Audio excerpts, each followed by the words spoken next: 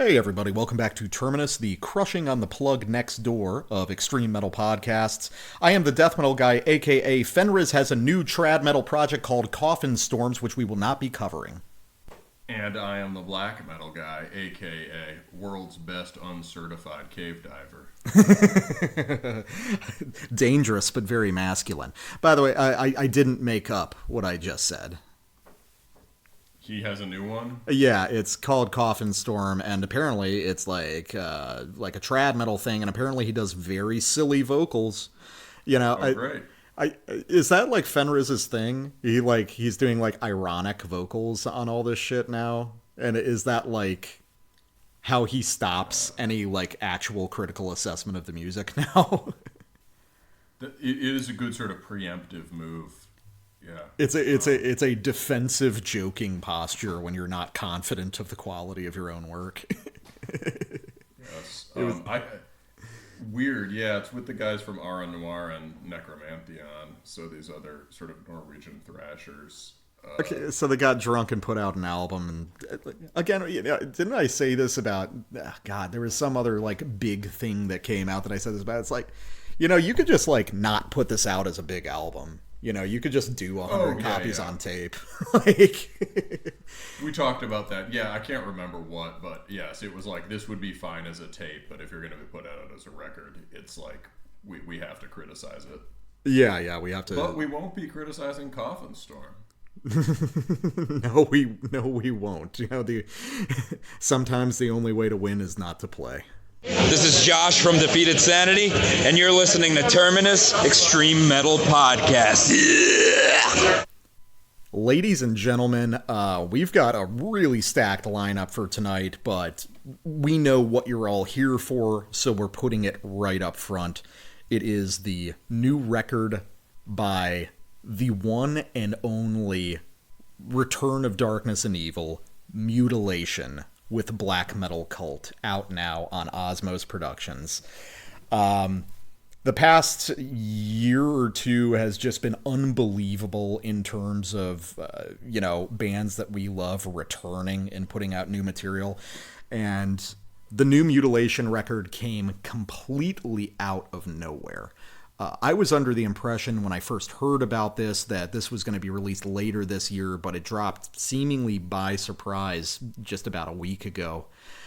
I'm very proud to say, spoilers up front, it's excellent. Go listen to it, and from what I've seen, it's getting basically universal acclaim. Mutiilation is a band that we've talked about extensively on this show. They are probably, almost certainly a top 10 black metal band of all time for me. Very near and dear to my heart, both musically and just on a sort of personal, emotional level. And when this record was released, or was announced rather, I was very excited, but I also wasn't sure what to make of it. I mean, Black Metal Cult is a pretty strident title, although, if any project earns the ability to dub a title with that sort of moniker, it's probably Mutiilation, as well as the kind of strange album art showing that's a Baphomet from the Church of Satan that's like outside of a U.S. government building somewhere, right? Yes, yeah.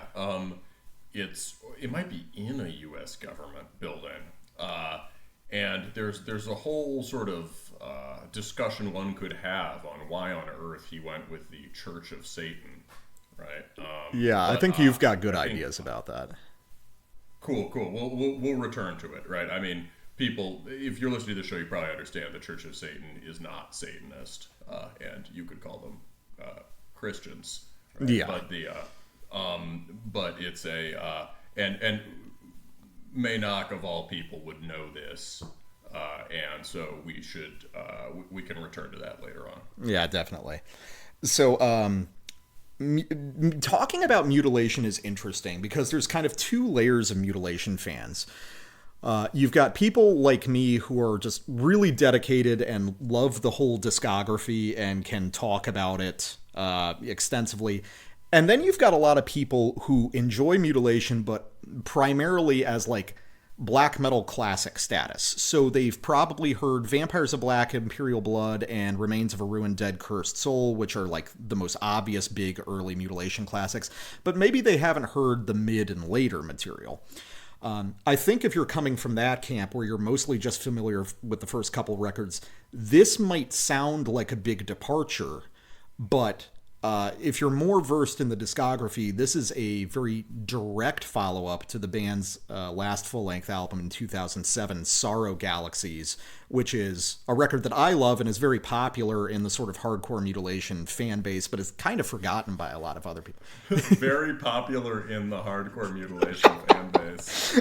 This is one of those moments where I forget that all the things we talk about only matter to less than 10,000 people in the world. Like when we talk about Blazebirth Hall, it's like, I mean, Forest, they're a super popular band, right? And there's only like 1,000 people who actually listen to them. But yeah, so this is directly tied to later Mutilation work, and one of the first things that I thought of listening to this record was GBK's Kohanic Charmers from a couple years ago, in that kind of the most daring thing that Meyna'ch does on this record is to not really be daring, to not do a big, explosive, flashy comeback record, but to just make the next logical Mutilation record, and that's what this is. I think that it's really phenomenal, and we'll get into specific musical stuff pretty soon, but Black Metal Guy, I mean, what do you think about this? Because you're less familiar with like the mid and late Mutilation work, right? I'm one of those people who knows Mutilation as a classic black metal band rather than as a band I follow with particular zeal. I know Vampires of Black, Imperial Blood well, and I've listened to some of the stuff before then. I don't even know if I've really listened to Remains. Oh, it's so good. It's like one of the best albums ever made, man. Well, okay, so I need to listen to that. But Mutilation for me has always, I think I listened pretty frequently to Vampires when I was younger, and then it's become sort of an occasional listen. So relative to that stuff, I don't hear this as sounding that different, but I mean that in a good way. It seems like he's really it seems like he's distilled the Mutilation style to a more and more minimal template in some ways. He's become better at playing guitar, but there also isn't the kind of flashy riffing that caused the sort of tragic overreach that made those first albums so great, right? Mm-hmm. So there's not really a right, there are really two Mutilations, right? There's the Transylvania Mutilation, and then there's the Ravens of My Funeral Mutilation. Mm-hmm. This record is in many ways closer to Ravens of My Funeral, and the more sort of gothic, romantic riffing, the more epic stuff has been pared back so that you will get those riffs, but as sets of slashing chords, almost like early Satanic War Master, rather than, say, long flowing melodies for the most part. Although there are exceptions to this, obviously. Especially like he pulls out the stops on the last track, the Mirror of Disillusion.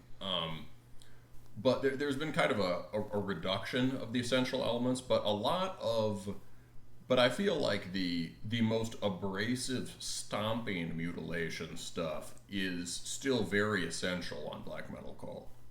Oh, yeah, absolutely. I think that sort of goes hand in hand with that conversation about remembering Mutilation as a classic black metal band, because I think that over time the legacy of Mutilation has been distilled down into like its influence as being like sort of prototype DSBM, which is very important, and that's an essential part of Mutilation sound. However, it's missing a whole lot, I mean probably even the majority of the music, which is just very gnarly and dissonant and aggressive black metal.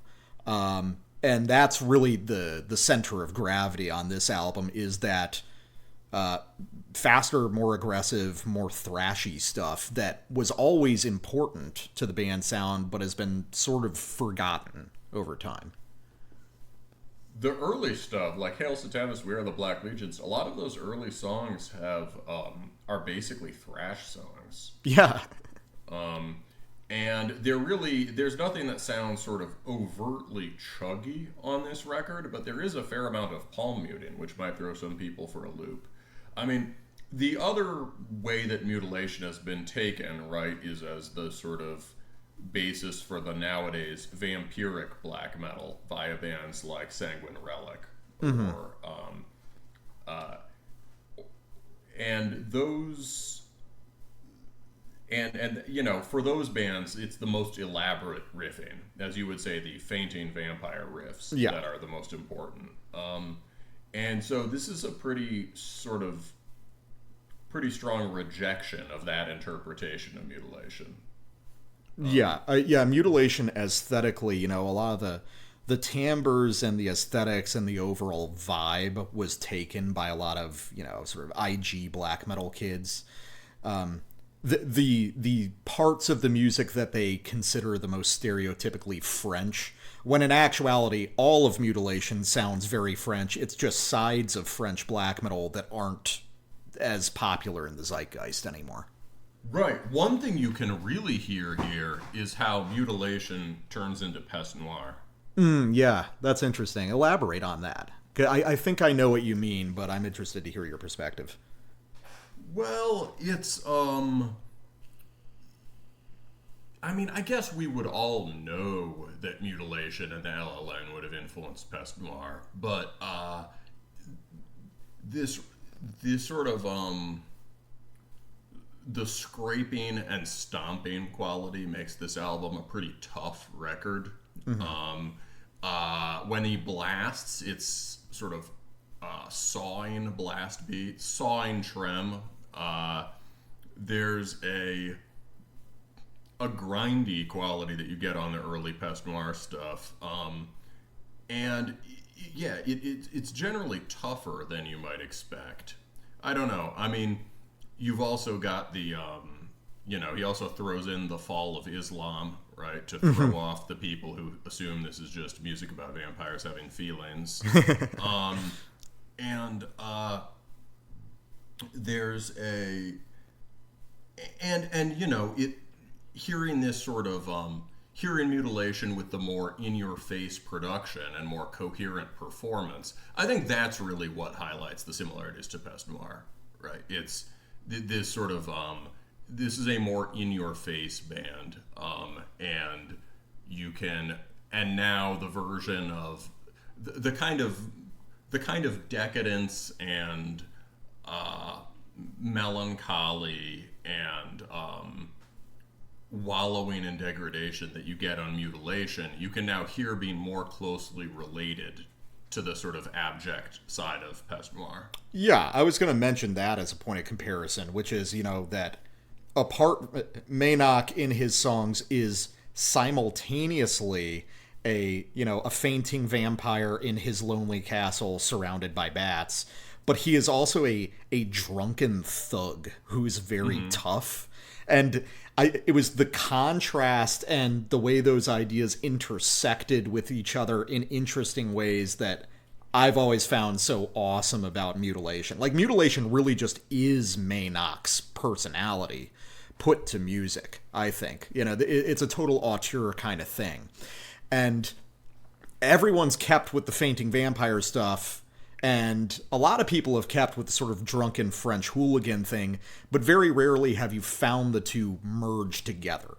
And that's like an example of what makes old school black metal so cool, is this broader spectrum of ideas and the way different aesthetics would play off of each other in intriguing ways, which we can also hear on this record, which has a sort of nice progression throughout the tracks from sort of the rawest and most aggressive and gnarliest stuff on the front end, slowly growing more melodic and elaborate as the record progresses. like, this is a very complete record in the sense that it represents everything that this band does, all the archetypes of what makes Mutilation, but updated and delivered just super convincingly, like more than it has any right to almost 20 years after the last one. Yeah, I really like this one, and it reminds me, weirdly, in an overall way, of another one of my favorite comebacks from the last couple of years, which is the Sternatus record from 2022. Yeah, that's an interesting comparison, but I kind of get it in the delivery, I think. Yeah, there's something about the playing in a style that is known for elaborate riffs, but focused on the most simple, but sort of reducing them to these really simple, rough-hewn shapes that are often have kind of odd intervals without being super dissonant. There is super dissonant stuff throughout this. It's a fucking Mutilation record. But there's a lot of more epic stuff, like some of the riffs on From the Plains of Ice and Death, for instance, the big trem riff there, that just have strange intervals while still sounding sort of heroic and resolute. And there's something about the way the guitar is being played, too. I said before, sawing. Here there is highly audible picking.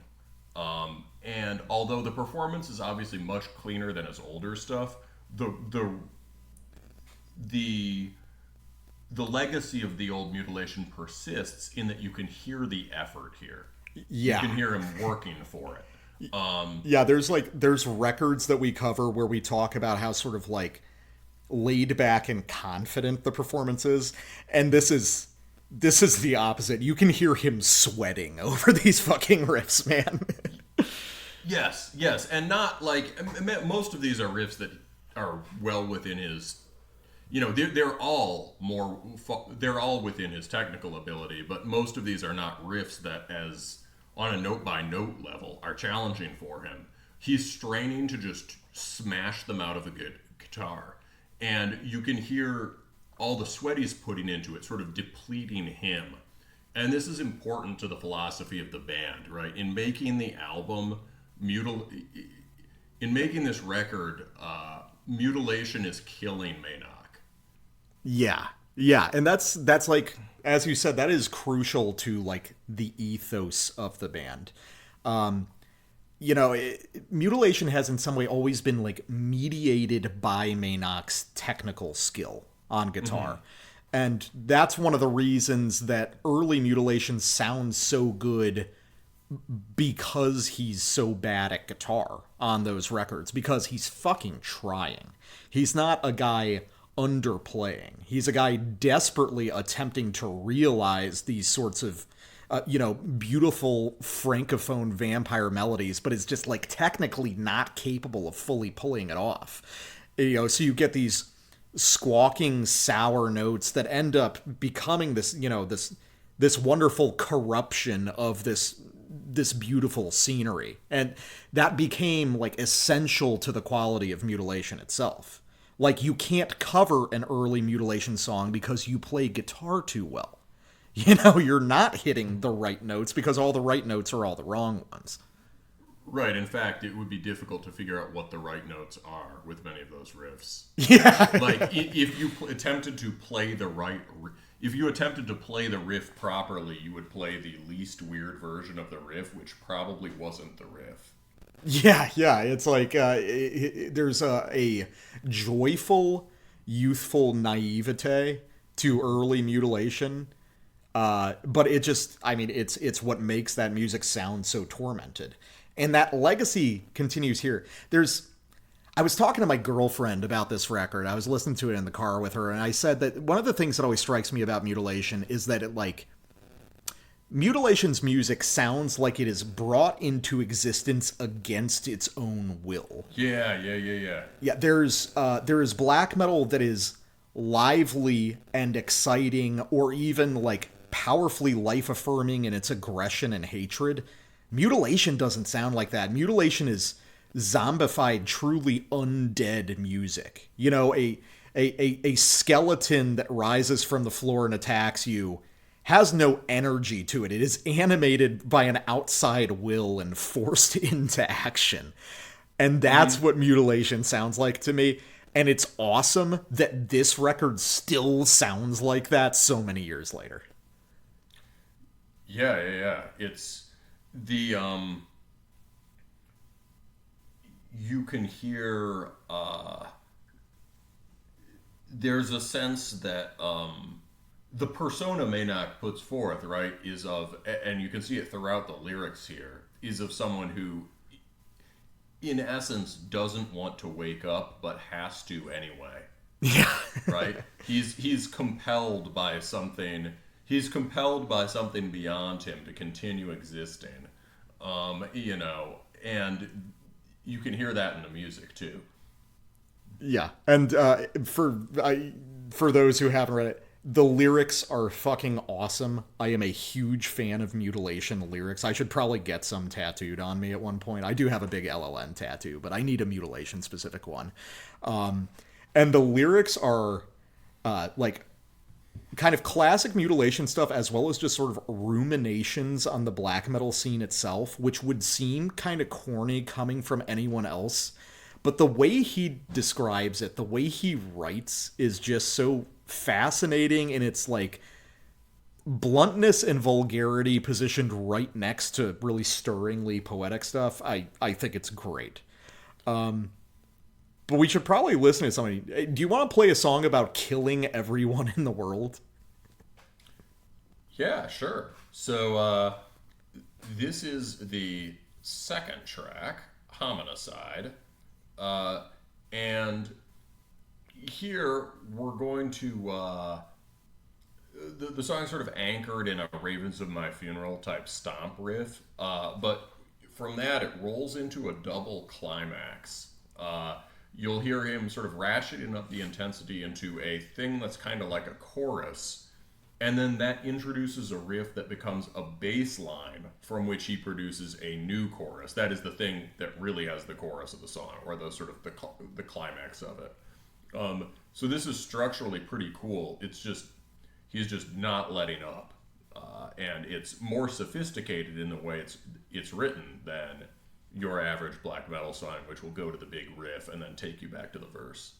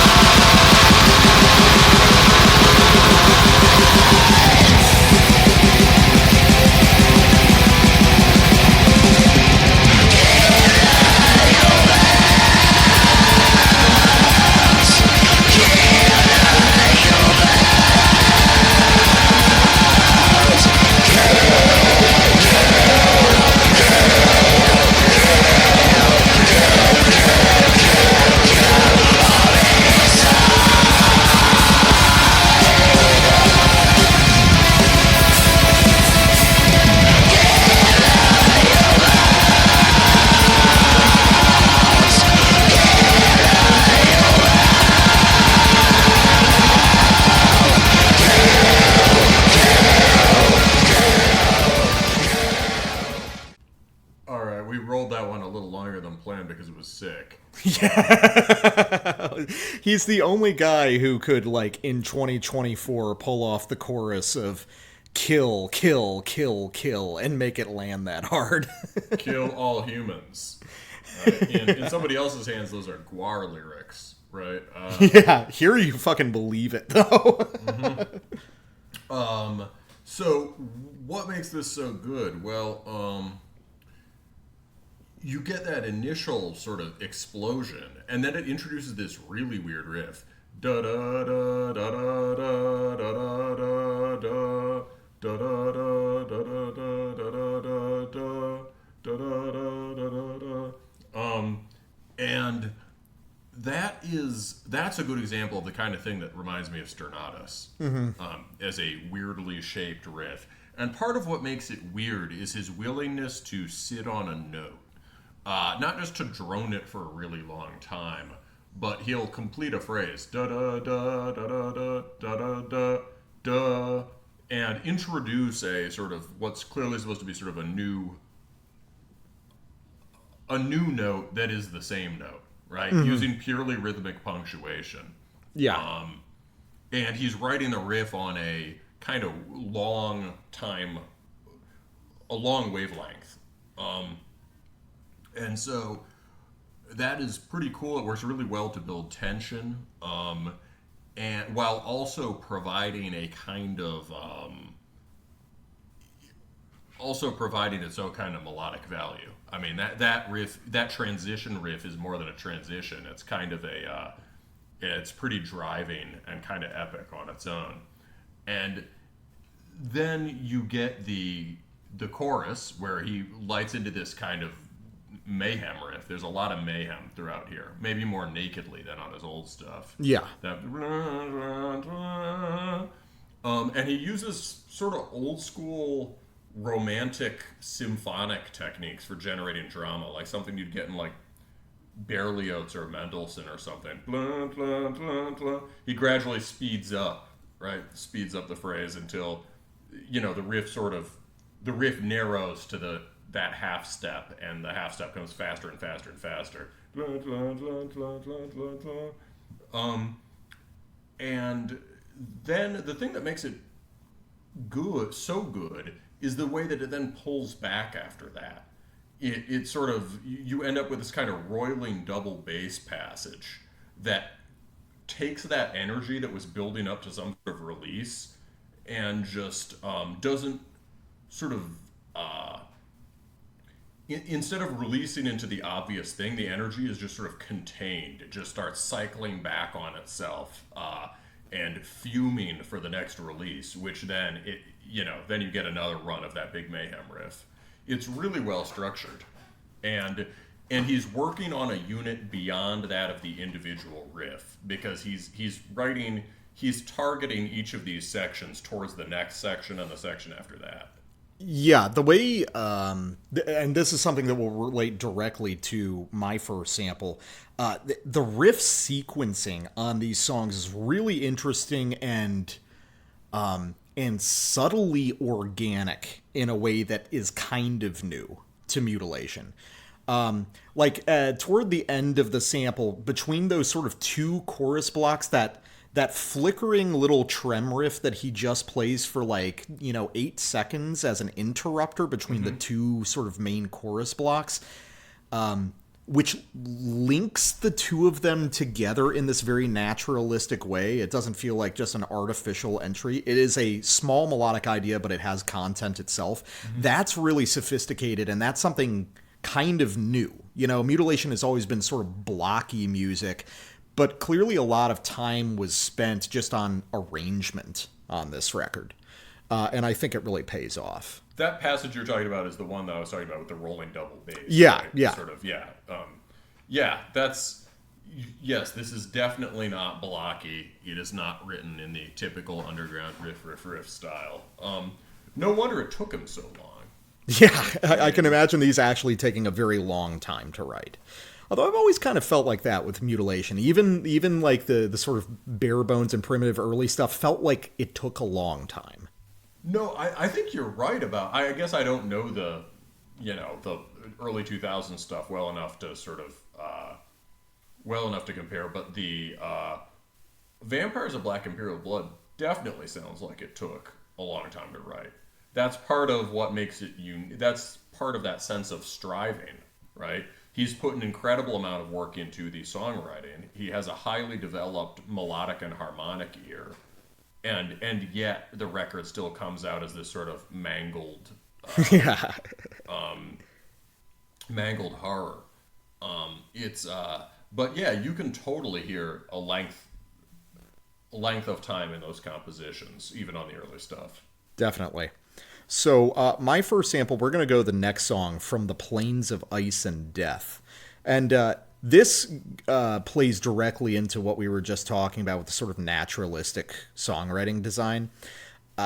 This is a track that is largely based off of essentially one melodic idea, and this whole sample, this couple-minute sample I'm about to play, is all pretty much a single melodic idea, but Meyna'ch is so good at creating contrast through rhythmic variation, through slight melodic variations and turnarounds, that this single melodic idea keeps getting iterated upon and shaded in these subtly different ways, and it builds a really expansive mood. I just think that it's super impressive, and it's amongst the most sophisticated stuff I've ever heard from the band.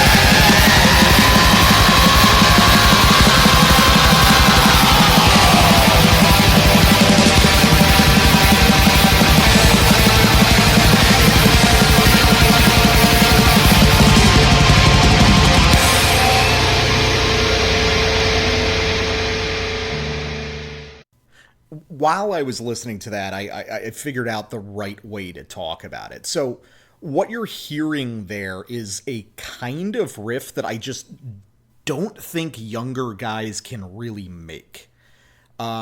Because it is, I mean, that's 3 or 4 distinct riffs that are all basically the same riff. They're all oriented around the same basic collection of, like, relatively few notes. But what Meyna'ch does is he can rely on rhythmic variation to carry new dimensions of that same melodic idea and, like, not get insecure about it. You know, there's probably an argument to be. In one of the bands I'm in, I used to work with a guitarist who was older than me. He was like in his like mid to late 40s. And I noticed that when we would write together, we would have difficulty with each other's stuff. And I would have difficulty with his right hand work because he was really accomplished at playing thrash kind of stuff. And he would have trouble with my left-hand work because he just wasn't oriented around those sort of Franco-Finnish chord structures. So I think what you're hearing is that sort of insistent thrashing pulse that dominates the rhythmic contours of this song is something that you just don't really hear anymore because, and here's my argument, black metal used to be a much more right-hand oriented style of metal, and now it's almost exclusively left-hand. Which is a generational transition that's occurred that I haven't really thought of until now. Yeah. That distinction is really helpful. We've talked before about it in terms of genre, as in black metal used to be more thrash and death connected. But and we've talked about the loss of the rhythmic punctuation that goes with that. But I don't think anyone has put his finger on it quite like that. Yeah, I think that the genre has changed. Yeah, the genre has changed certainly, but more than that, it's like the emphasis on guitar playing has changed completely because black metal now is disconnected from its parent genres. To play black metal in 1990, of course you could play thrash and heavy metal. Now, kids who grew up on Sargeist learn that as the platform for how to play black metal and are oriented toward that. I mean, I'm one of those people. I am really limited in my ability to do more traditional heavy or thrash metal style rhythm guitar, but I'm able to do pretty complicated left-hand stuff because that's just what I've listened to and what I've based my own work around. So it's interesting to hear Meyna'ch, who is at this point an elder black metal statesman, bringing those ideas back in and making them like really significant to how these songs are actually executed. Yeah, that completely makes sense. And with that interest in rhythm is a broader use of time, right? The way he lets those notes draw on in that last riff. There's almost like cool chord changes going on in the last trem riff. It sort of suggests a progression that runs through major chords as well as minor chords. Da da da da da da da da da. Yeah, it's a very like trad metal thing. Actually, it's giving you, well, it reminds me of classical music. He's like giving you purely a lead without showing you the chord changes happening under it in such a vivid way. But I feel like it's like you just took the barest suggestion of melody in a sort of like a Beethoven sonata or something and removed all of the framework under it. What's also interesting is that I'm noticing as we listen again and I'm listening more closely, there's a lot of dual guitar work on this, but it's primarily used for rhythmic contrast because it's very rare that both guitars will be playing trem. The more typical configuration is we've got a trem guitar and one doing those quick thrash pulses, which is creating interesting sort of tonal effects as a result. This sort of like wavering tide comes in, tide goes out quality that's just caused by the stop start of the thrash riffing placed against the continuous trem on the other channel. For sure. I mean, even on the stompy riffs on Homicide, you had one doing the basic riff and then the other guitar slashing across it with chording. There's like, this is a really remarkably sophisticated record for how straightforward it sounds. Speaking of which, I think this track you just played, especially those first two riffs, are a great example of what, maybe this isn't controversial, but something I've always seen as essential to Mutilation. Obviously the Mayhem influence, especially on this record, is obvious, but don't you think like Dissection has to be fundamental to this? I think Dissection and Immortal. Like, if you listen to, say, the big riffs on Transylvania on the first record, that really is like a badly played Dissection riff. Yeah, I could see that. And it maybe Swedish Black Death in general, Sacramentum, whatever, but really a badly played Dissection riff. And that goes with the thrashy quality. We've always talked about how Dissection is the most the only major second wave black metal band with any overt Metallica influence, right? Mm-hmm. And that's even on the earlier stuff. And it's even on Storm of the Night's Bane, you can hear there's Metallica in there. And on this track, From the Plains of Ice and Death, you get that in that sort of like pulsed rhythm, the first sort of palm-muted rhythm guitar part. He's sort of dancing between open chords in a way that really resembles a dissection melody. And then the sort of the second sequence with those slashing open chords. Yeah. It's opening it up there to these kinds of downward sliding chords. It's the basic structure of where Dead Angels lie. Mm-hmm. That is true. Yeah. The angel's heart turned to ice. It's and you get things like that. You get picking patterns like that. That sort of like half chugged. The half chugged mute you get on tracks like Thorns of Crimson Death. So there's a lot of dissection here, and the difference is between this and the earliest stuff is that at this point he's much better at playing those dissection type riffs, but he's also not trying to directly imitate them, and is more reserved in terms of the, in terms of the compositions, right? He's not trying to write, elaborate riffs in the same style, but he's really, I think, more successfully playing that sort of thing.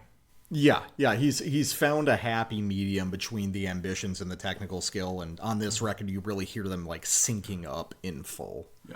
Yeah. Basically, this is one other thing I had in the notes. It's just like a common Mutilation thing is how much of Mutilation is dissection with the nastiest possible intervals in the chords. Yeah, that's fair. I'd never thought about the association, but yeah, I mean, where else would he be getting some of those ideas? Mm-hmm. I mean, that's probably a question to ask about a lot of the early LLN stuff in particular, is just like, where are some of those ideas coming from? Because, like Vlad Tepes also has some really unusual melodic stuff going on in those demos as well. Mm-hmm. Okay, so next up, do we both just agree this is the best song on the album? Yeah. The Fall of Islam fucking rules. The final track, Mirror of Disillusion, is sort of awesome. Just like, that's the sort of biggest return to early Mutilation and epic melody. But Fall of Islam is really firing on all cylinders. We've both sampled from this one, which is usually a big recommendation on our parts. So I guess what I want to say about this is, well, one, it's just awesome. It's Mutilation at its most aggressive and extreme. But going back to that idea of like how people perceive Mutilation and seeing it as, just like sort of like exclusively a prototype of DSBM. We know that that's inaccurate in Mutilation's discography, but it also requires that people forget about all the other stuff Meyna'ch did when Mutilation wasn't around, and in some cases even when Mutilation was around.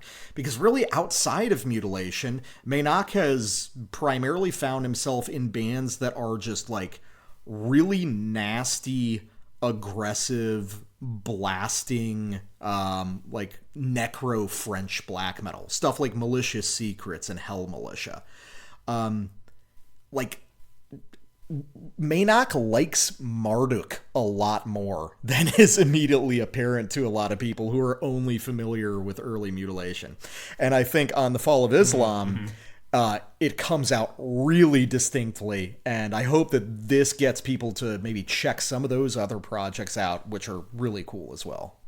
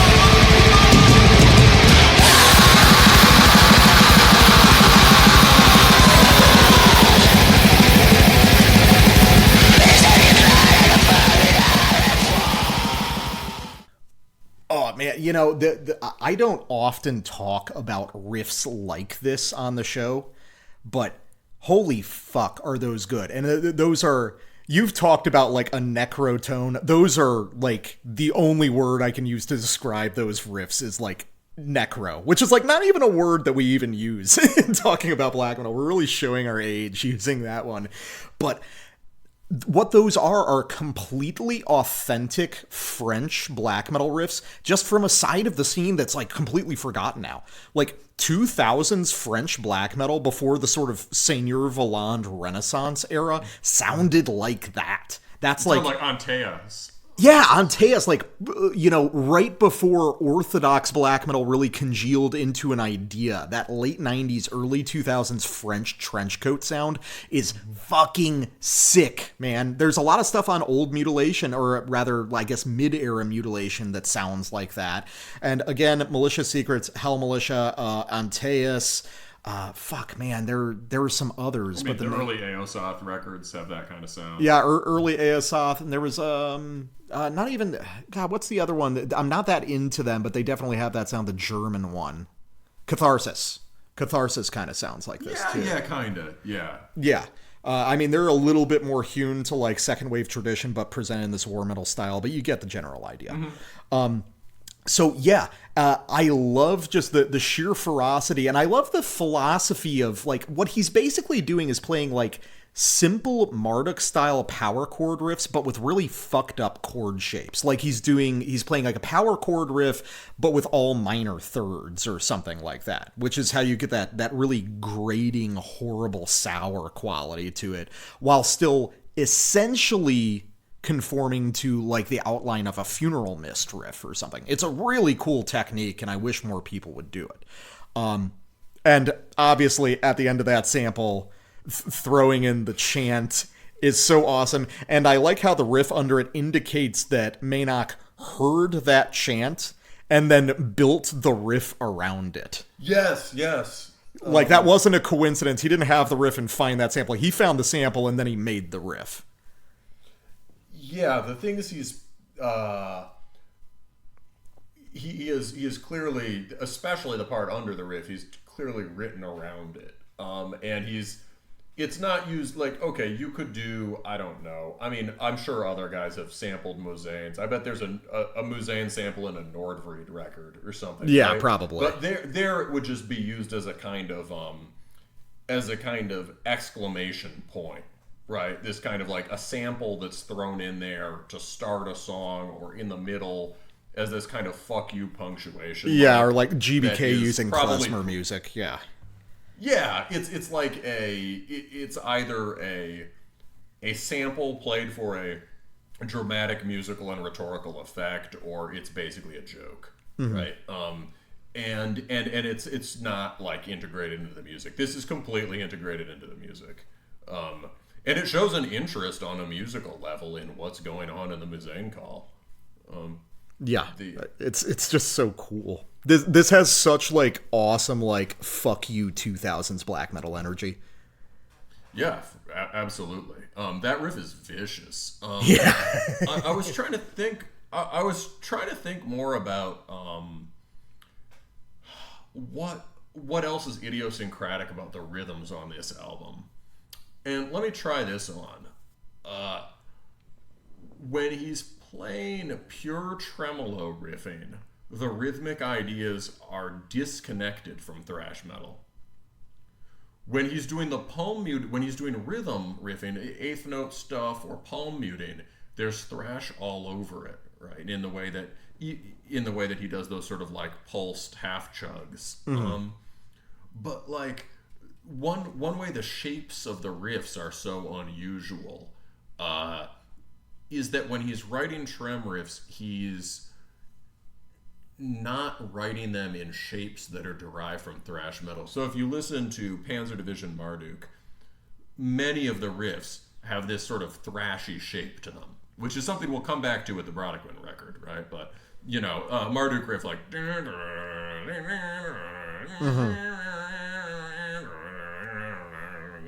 That's like a Marduk riff. That has kind of a pedal point thrash outline to it. It sort of drops in at the beginning, There's these turns and bends halfway through. It drops from one phrase into the next, from one note to another, and then there's like a turnaround at the end. When Mutilation is playing Trem, it's completely severed from those conventions. So these are just like big block chords that are spaced in a way that just sounds really crushing.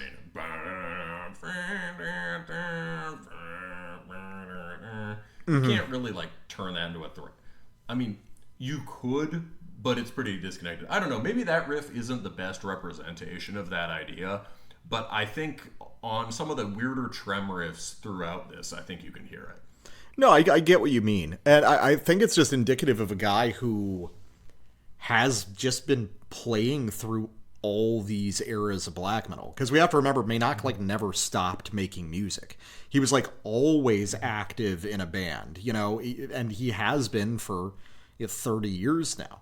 And he's kept his ears open, and he's been conscious of developments, which is why he can play in so many of these different modes and sound very natural in all of them. Yeah, that makes... yes, this doesn't have any new constituent parts relative to the old stuff, but he is in complete control of those parts now. He knows exactly what he wants out of each influence that he goes to, and he has definite ideas about how to deploy them, right? Mm-hmm. Yeah. He has command of his materials in a way he didn't before. Anyway, so basically my sample just picks up exactly where the death metal guys left off. This is more of the fall of Islam.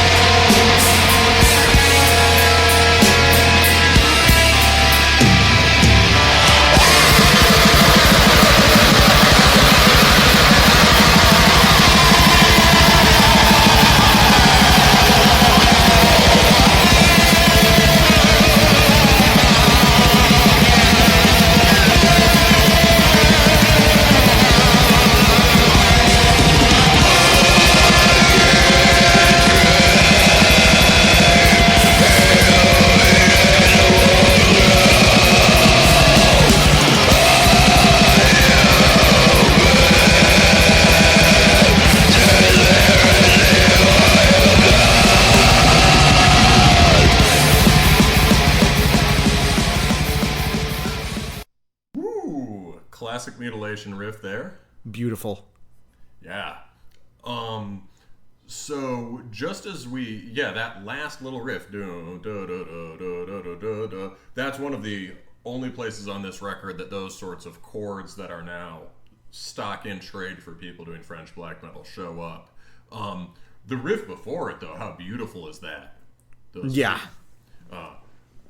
very difficult to hum, but that's one of those oddly shaped, non-thrashing trem riffs that you get here. Just soaring. And over that, the vocals, he does the Attila-style vocal, but with so much fry on it that it's less of the sort of throat singing or moan, and it's more like a kind of like roar. Oh yeah, his vocal performance is wonderful throughout this album. Yeah, it's really cool vocal. Also, you may have noticed the flanger on the guitar. That was on my earlier sample too, but here it's especially clear in the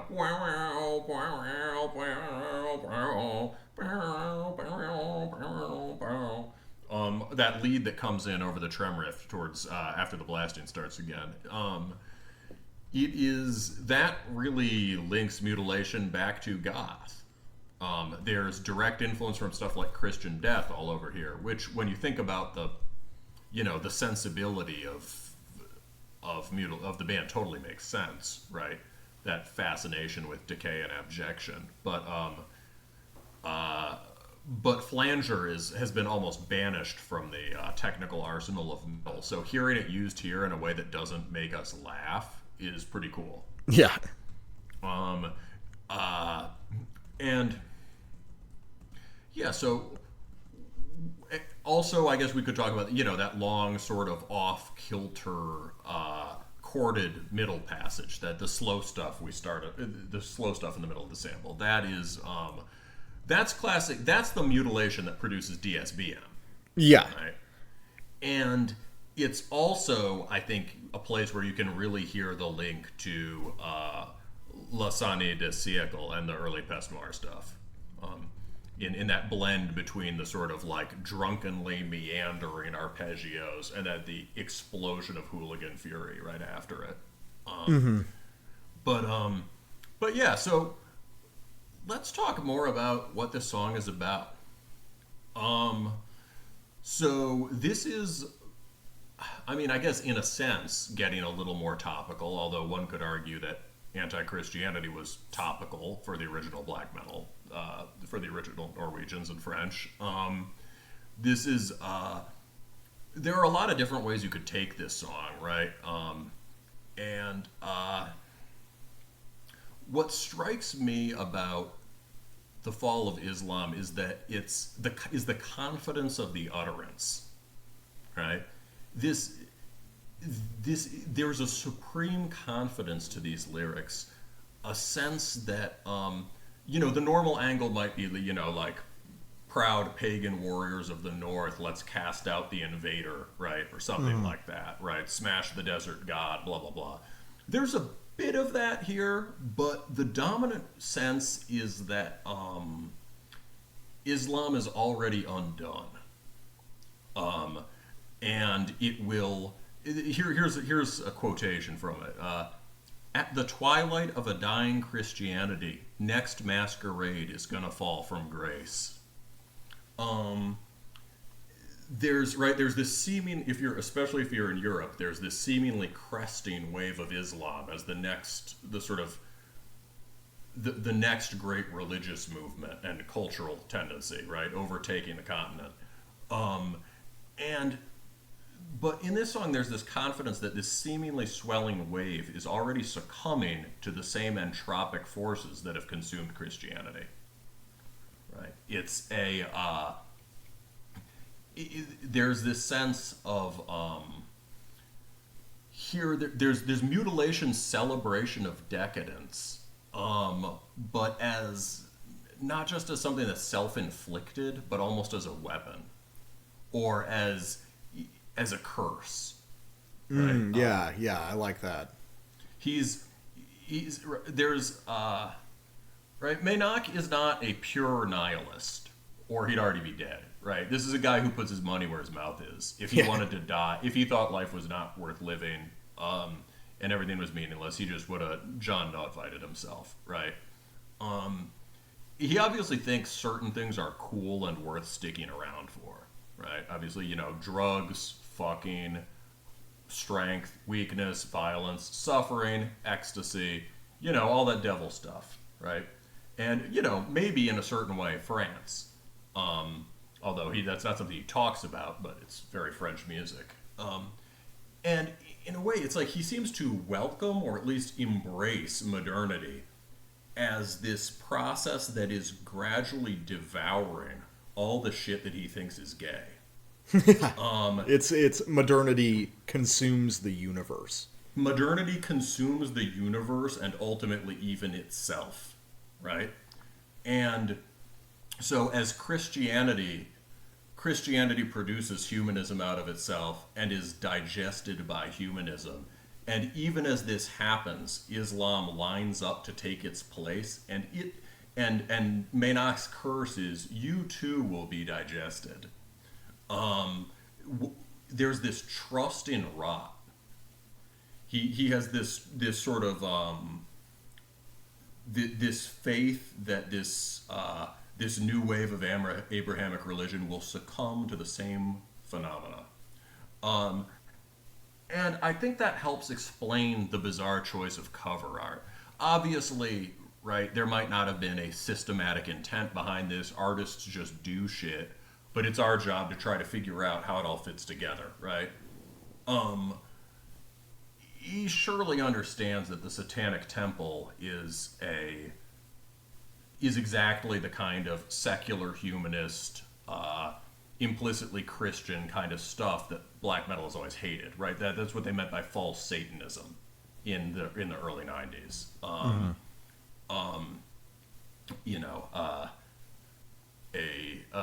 A sort of legalistic Satanism about sort of implementation of the moral law on a radically individual level. This notion of justice, and he surely knows that this is just garbage, inauthentic garbage. But from his perspective, the sight of this, abomination enshrined in a U.S. courthouse is a sign that things are headed in the right direction, right? Even though this Baphomet sculpture was put there by people who have nothing to do with Satanism, it is a statue of the devil in like a fucking U.S. government building, right? Maybe the statue means more than the people who put it there meant. And he has this conviction that just as Islam is being digested by modernity, so too modernity is digesting itself. And that the secular the hollowed out, the secular humanist remnants, this Christianity in form but not in content, that too will be digested. So there's a way that Meyna'ch is kind of a pure accelerationist.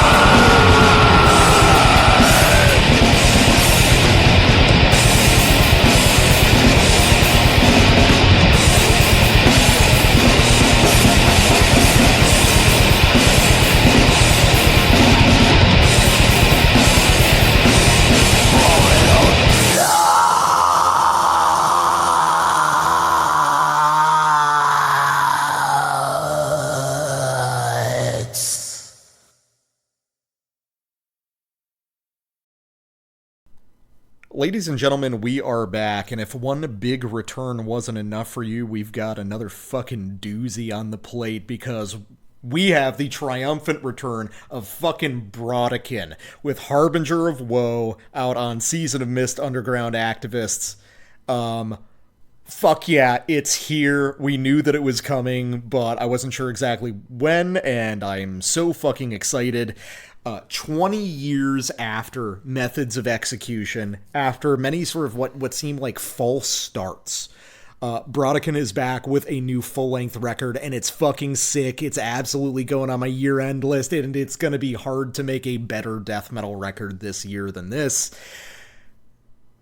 Anyway, on with it. Okay, Brodequin, for those who aren't in the know, you should be, but Brodequin is a band that did a trio of records back in the early 2000s that are extremely seminal for brutal death metal fans and have had an influence that is really hard to quantify on brutal death metal in general. You could say that a lot of brutal death metal right now owes, like, the majority of its existence to Brodequin, because they are the band who basically developed what we now understand as that really blasting, noisy, new standard elite style that's so popular these days and that we've covered a lot of on the show. Most of the bands in that style really owe their existence to Brodequin to a large extent. Oh, yeah. I mean, So Brodequin was the core for the new standard elite style. Oh, absolutely. I don't think that there is a band that could compare to them in terms of influence. But what's so interesting listening to this now, though, is the dramatic change in context in which we're hearing it.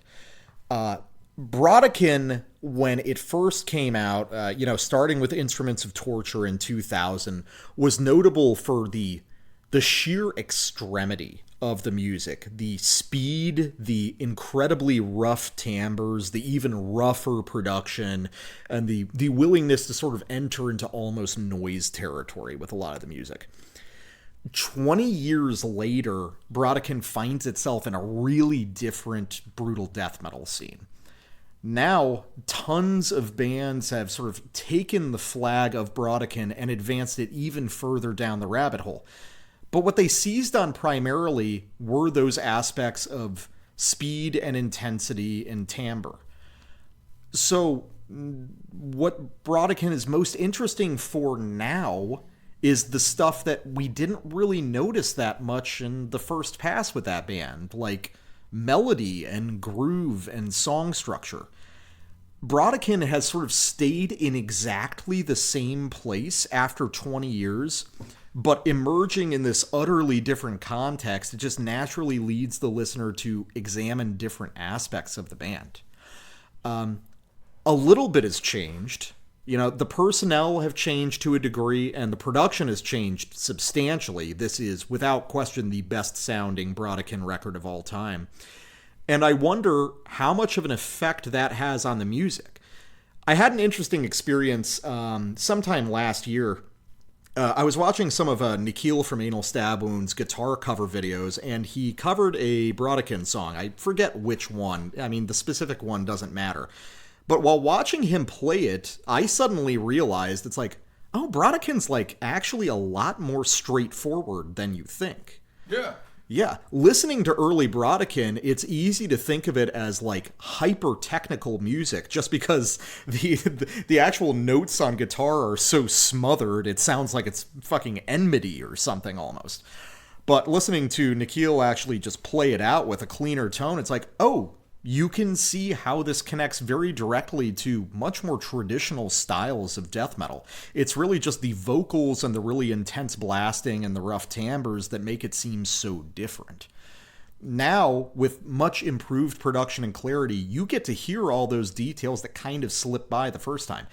Now, nothing has decreased in terms of intensity or extremity, but being able to hear Brodequin, to really hear it for the first time in this context, is kind of a revelation in that it expands the Overton window of what's possible just within sort of normative death metal. And it reaches towards certain ideas of 90s and 2000s death metal that have been, in some sense, a little bit forgotten. And I'll get to some of my comparisons in a moment, but Black Metal Guy, we've often talked on the show about you highly recommending Brodequin as the brutal death band for black metal people. So what do you think of the new one, 20 years on? Yeah, this is, it's great.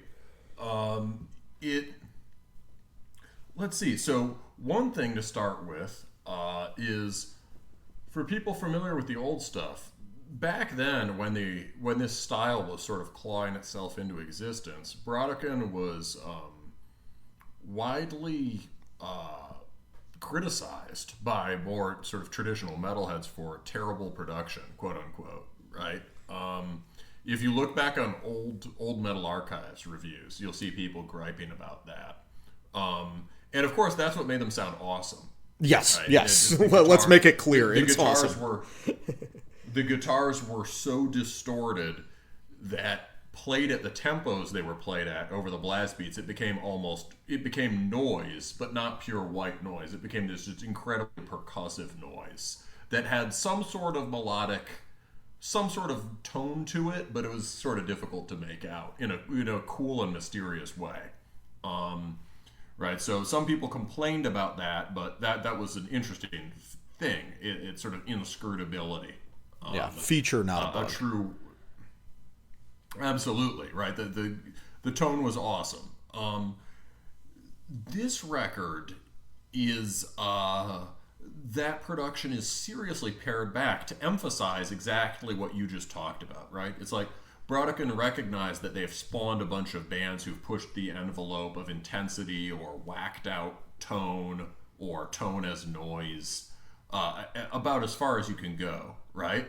And they're no longer trying to do that. So to that end, this is a much cleaner production.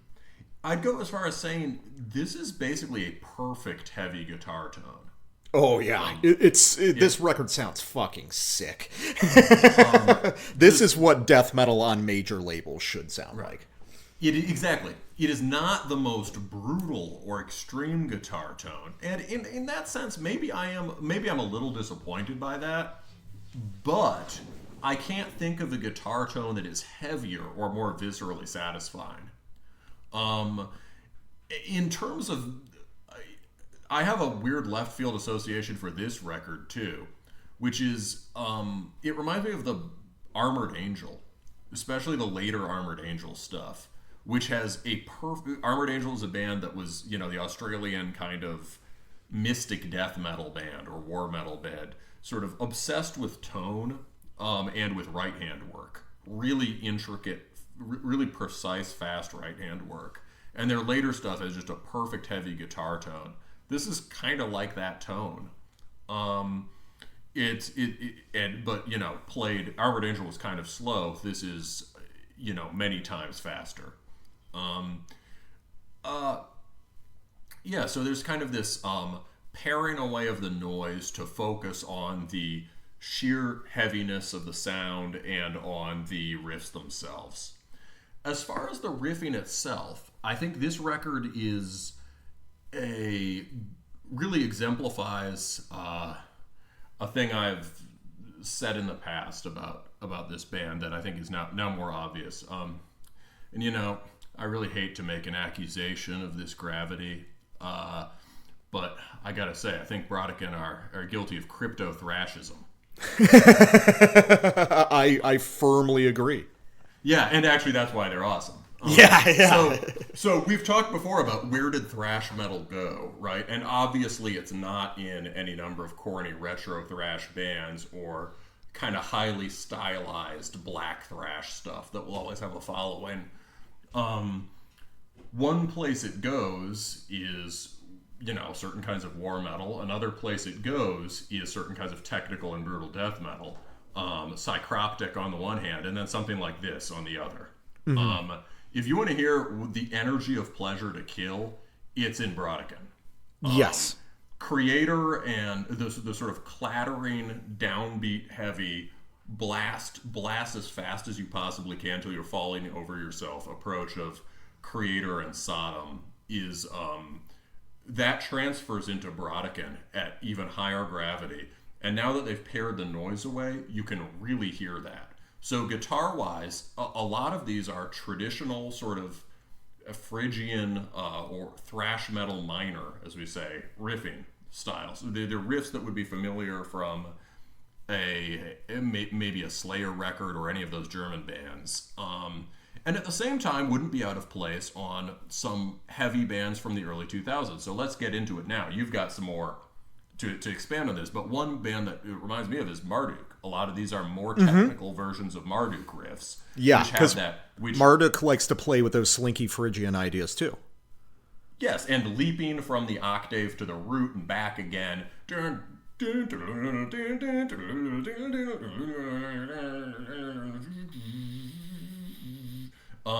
Those are basically thrash riffs.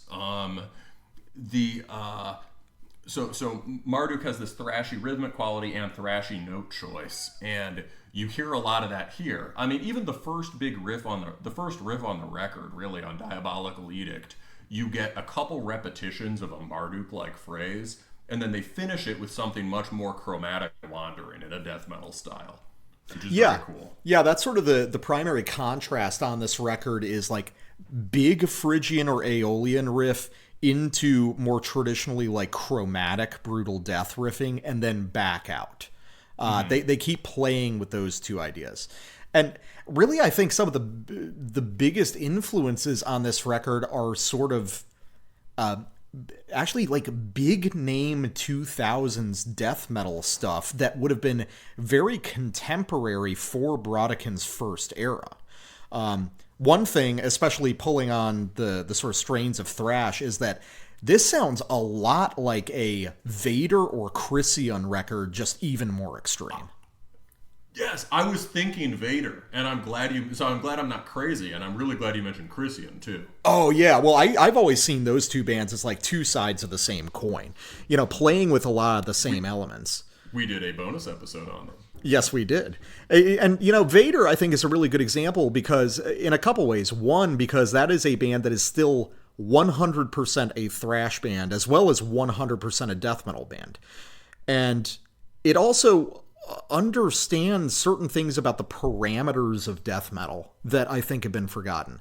So, as we've discussed previously, brutal death metal is sort of like jettisoned off and become its own planet, separate from regular death metal. But what's interesting is I've been listening to a lot of just sort of random old school American death metal stuff, like not classic albums, but like second tier stuff that you've probably heard of but never bothered to listen to. And it's like dumb to say, but what's really interesting is like, man, there's a lot of blast beats in 90s death metal. Doesn't it feel now like with current sort of like mainline death metal, the blast beat as a fundamental unit has almost been forgotten, and now that's like relegated to the world of brutal death? Well, let's see. With stuff that's more... I think there's a lot of blasting and the kind of various kinds of incantation worship that's around now. But that's kind of like cavern stuff, but in terms of more core brutal and aggressive death metal, I think like old school, like we're doing raw old school death metal. Yeah, there is less blasting, and I remember here's what I'd say. I remember when I was younger getting into this stuff, hearing death metal that was heavy on blasting and thinking, oh, this is kind of like black metal, especially when the blasting was accompanied by tremolo riffing, right? Mm-hmm. And it took some time until I realized, oh, wait, this was always important for the American bands, right? Mm-hmm. Because I got into death metal via Swedish and other European stuff. Yeah. So I think there's been a slight revival of blasting in the more sort of mainline death metal since the early 2000s, but I think it's still true that a blast focused approach in death metal is rare outside of brutal death. Yeah, I agree. But if you look at a band like Vader, that is an extremely thrashy death metal band that still has ridiculous 284 BPM blast sections all over their music. Right, that's true. You could have Vader songs without any blast beats at all, and yet blast beats are essential to Vader. Yeah, same story with Chrysian. Another big point of comparison is Hate Eternal, which is a band that I've very slowly over the years started to like more and more. Yeah, I like them. I was never into them originally, but just over a very slow process, I don't know, I just keep going back to it. I keep listening to King of All Kings or Conquering the Throne. I'm like, fuck, there really is something here. That's another band that I really draw a comparison to with this album. And also another band where Eric Rutan was playing around with a lot of those sort of thrash-derived Phrygian riffs. It's really interesting. But then maybe the biggest one that took me by surprise was Behemoth's Demigod. Mm-hmm. Which is the last great Behemoth record and is actually still so fucking good if you actually go back and listen to it front to back. And you can hear on this record a lot of huge sort of arrogant big held chord Phrygian riffs are absolutely rooted in the material on that album. And I don't know. So yeah, this is sort of a who's who of great but somewhat forgotten 2000s death metal. Stuff that was contemporary to them, to Brodequin when they were first out, but have been sort of displaced in the cultural zeitgeist since. And they're coming back and they're showing us why all those things were awesome to begin with. Case in point, the track that on our Discord has just sort of been agreed to be the song, Teresiana. Holy fucking shit. Let's just play it from the beginning. It's wild, boys.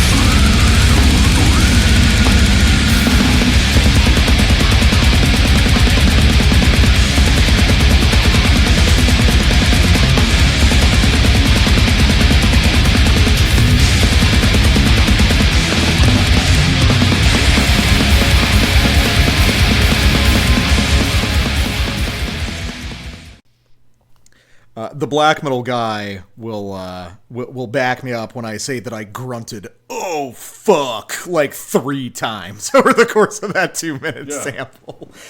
Especially when you get the Gregorian chant and then just blasting under it. Oh, dude, that's such a sickly death metal thing to do. But it's also just so it's so ridiculous and in your face and on the nose. Most bands wouldn't have the balls to do that anymore, even though it is just without question the sick metal thing to do. Well, there's one other band that does that, which is Reverorum No, Reverorum Meyna'ch. Oh yeah, Reverorn does it. I was thinking of the Samoth Air Raid Siren drum solo off the last record. It's like the Samoth, yes, for sure. Well, that's for your drumming, but it's the same thing. Yeah, Samoth. This is Brodequin and Samoth have certainly like converged. Yeah, it's the shared Marduk DNA. Mm-hmm.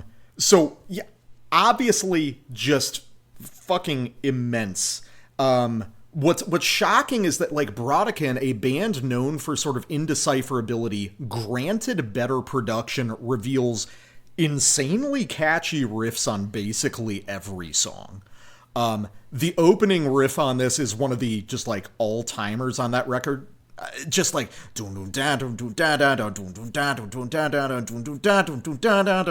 oh man, it's so cool. It's a certain kind of like distinctly death metal trem riff that you don't really hear that much anymore. And then the way it's like, where do you even talk about it? The blast beat slipping so nicely into the thrash beat in a very cryptopsy kind of manner, as we get that big choral keyboard line rising behind the main riff, just providing the backing chords, and then into the more like deliberately brutal death chromatic material from there with a big sort of breakdown configuration. All of it's awesome. Riff for riff, this album is incredibly strong. And before I forget, I want to really point out the drum performance on this record as just being phenomenal. Not just like in like the speed or the cleanness of the delivery, but in the like self-assured musicality of it. Again, it kind of reminds me of Cryptopsy drum performances in that, like, you could listen to an isolated track of it and feel like you're listening to a very complete song.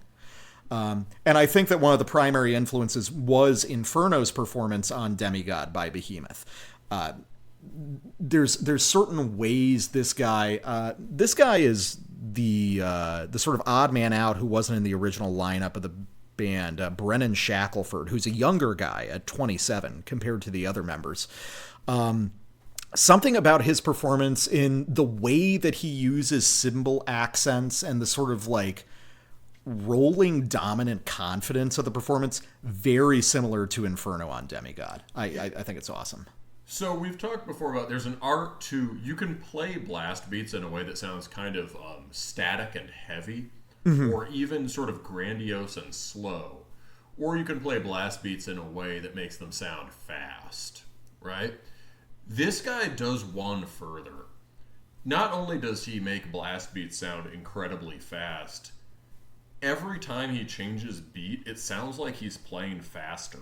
Yeah, it has such a rolling momentum and intensity to it. With that dropout in Teresiana, I don't think he's blasting any faster than he was before, but it sounds like he's playing faster. When you get the Gregorian chant and the drums start up again, it sounds like he's just accelerated. Every time there's some sort of decisive turn in the drumming and it goes into blast beats, it's like, oh shit, I can't believe he's playing that fast. And there are moments where he sort of accelerates into like the hidden gear. Yeah. It sounds like it's accelerating continually through the end of the record. Yeah. It definitely it feels like being back in high school and watching like sick death metal drumming videos, before you're fully oriented around it and you're just like showing your friends, you can fucking do that with the drums. You can play that fast. It's so awesome. Honestly, that's the big thing about this record. It makes me feel like I'm in high school again. Like this makes me feel that initial burst of enthusiasm for just straight down the middle death metal that is like very hard to capture. 20 years later. This record makes me feel like I'm 14. I'm like, yeah, this is just fucking heavy, bro. It makes me want to bother all my friends about it. Well, that's why we have this podcast. Exactly. So that we can bother. We only have 3 friends, so we have to bother everyone else now. Yeah, that's true. Let's get to more, man. I've listened to this album like 10 times.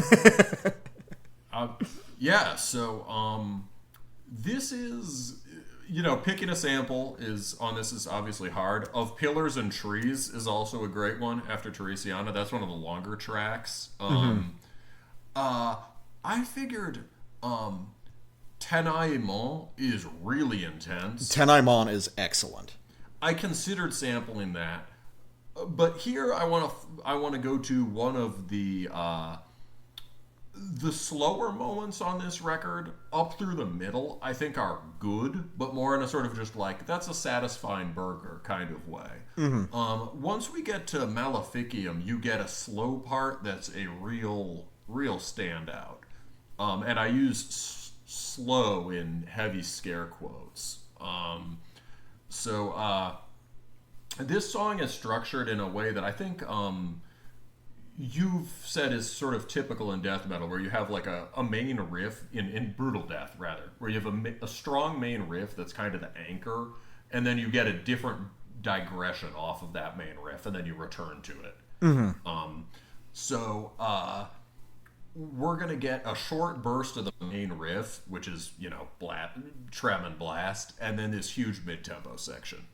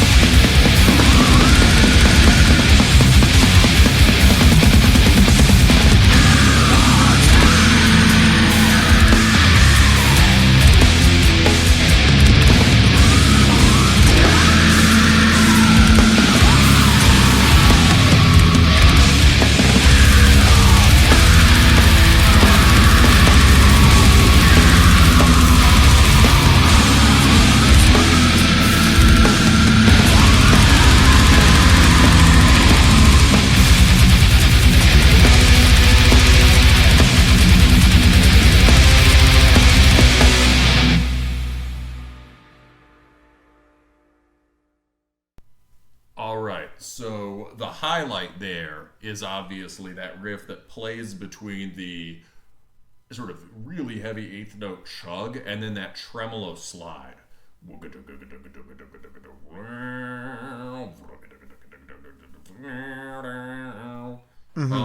Very behemoth.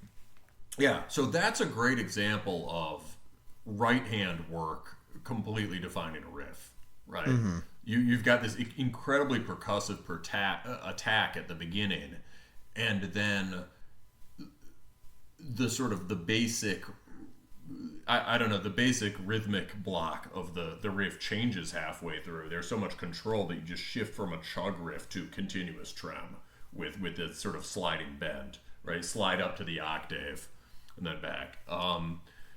And that is extremely cool. I don't know. I mean, I don't really have anything more profound to say. But yes, it's very behemoth. Then they do a cool thing after that that's sort of a more involved chug section with some sort of alternating between sort of pointillistic kind of arpeggio stuff and chug very quickly. That's kind of like a psychroptic groove, like one of the grooves on the last psychroptic record. And then you get another and then towards the end, you get another kind of slower riff where they're using kind of big, ringing, scrunky chords, almost more of a Death Doom vibe. But basically, this track is kind of, Maleficium kind of walks you through several very heavy, more down-tempo sides of Brodequin. It's based, and the thing that comes in between them is, as you said while we were listening, basically a thrash riff, right?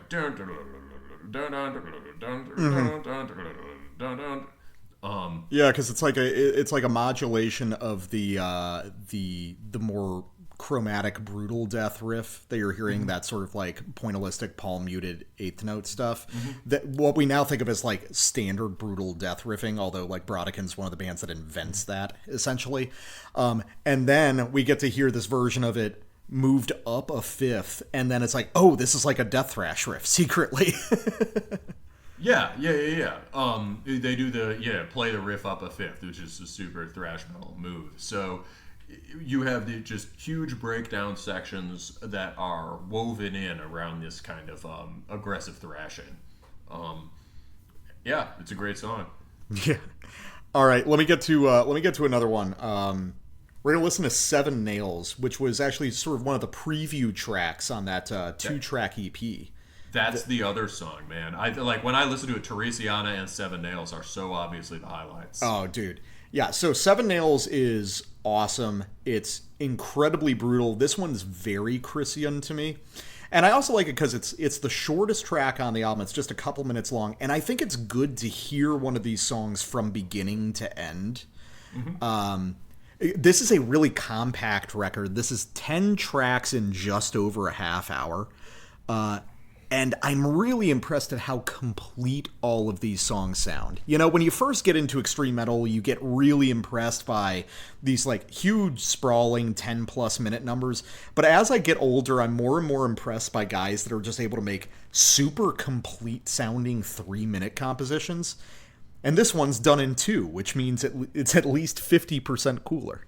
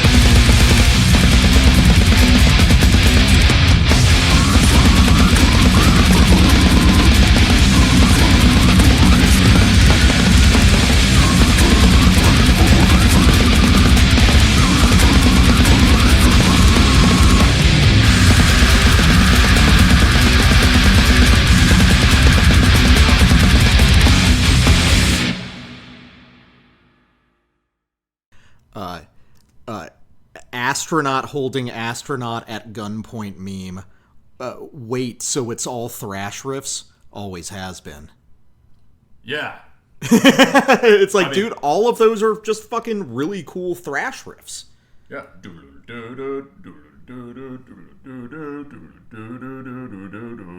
That's also like a Marduk riff. Yeah, yeah. Really clearly there. Wait, is Marduk all thrash too? Oh God!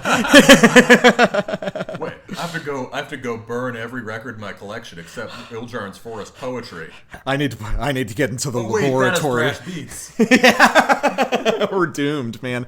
But yeah, so that's just a great example of how punchy and how complete these songs are.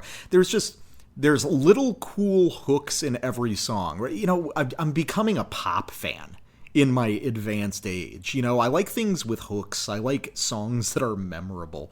I like lots of shit where just everything sounds exactly the same in an indecipherable slurry. You know, that's still awesome, but I've got a lot of time for shit that, you know, makes an effort to distinguish itself. That main theme, that main thrash riff, that da-da, da-da, that keeps getting used as a sort of interrupter riff between verses, but, like, played at different lengths. You'll hear it once, you'll hear it twice, maybe you'll hear, like, a truncated 1.5 times version of it. They keep playing around with it to adjust the flow of the song. And, again, worthy of mention, because you can't mention it enough, the drum performance is crazy.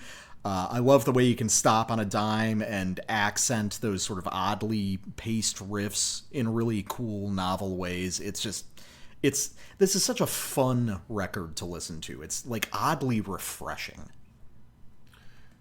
Yeah, I mean, certainly Brodequin would have been one of the, for bands that people thought of as just a sort of slurry of homogenous noise, which could be, like, a good thing, right? In terms of, like, bands that just, where the emphasis is on the overall attack, the sound quality, the tones, rather than the riffs. Brodequin would have been an example of that. And so then to hear all of the noise, sort of pared back, and what you've got is hook-oriented thrash songwriting, that's pretty crazy. Yeah, it's like a reversal of what happened with the last Revenge record, where it was like they peeled back the production and it turned out there wasn't that much interesting going on. Here it turns out, oh no, they weren't, like, hiding underneath it. Mm-hmm, mm-hmm. Yeah, like there was, I mean, one reason that sort of production always works best when there is a bunch going on underneath it, and yes, you know you can't hear it. That's very true. Like there's something that's being, part of the thing that, like, makes that sound so heavy is, you perceive these sort of vast shapes moving beyond the veil, and you know they're there, but you can't discern their outline. And that effect works best when there really are riffs back there. And so, I mean, I think that's one thing that made Brodequin a cut above all along, was that there was that riffing going on.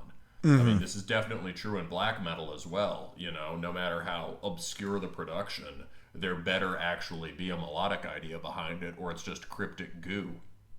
Yeah, no, I agree. You make a good point. It's like you can tell when a band is hiding behind their raw production, and there definitely is a certain ineffable quality to when there is something intricate and high quality going on, and the raw production is obfuscating it in a way that's interesting. Yeah, but definitely nothing obfuscated here. Everything is enunciated to the fullest extent, right? That's that crazy right-hand work, just changing direction on a dime in the middle of a riff. So, speaking of which, the last track, if there are, so bangers, we've talked about Teresiano, we've talked about Seven Nails. The other thing that, if at least judging by the sort of click ratios on YouTube, because it shows you where people are clicking, I think Suffocation and Ash is the other banger. Yeah. And this one's a little bit longer and is kind of a showstopper.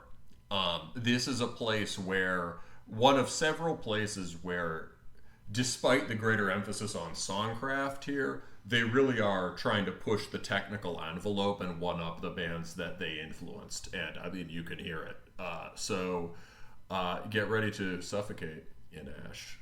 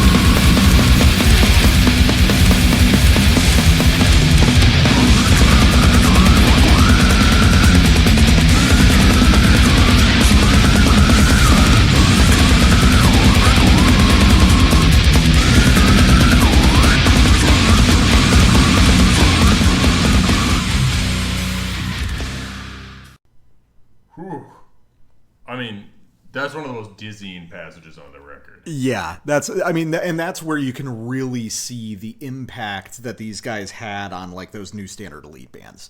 Like that sort of density, that like tumultuous, difficult to orient yourself quality becomes like the primary feature of all those like super brutal, highly technical bands you'd hear on NSE.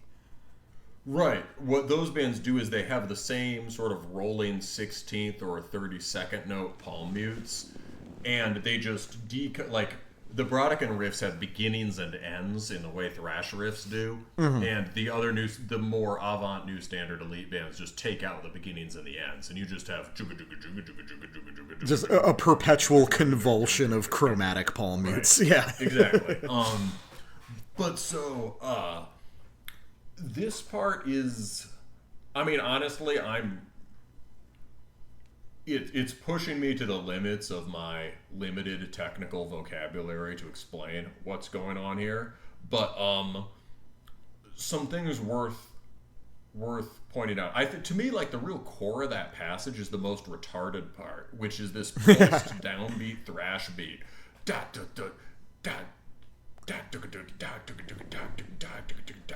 You know, something like that.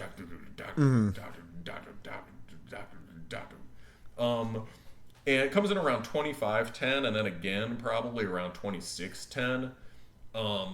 It's like instead of blasting, he breaks off to play something more like the headbanging beat you would get in a Slayer or Dark Angel track, especially in Dark Angel. And here it's being played just 4 times as fast and with this kind of sort of like pulsed groove to it.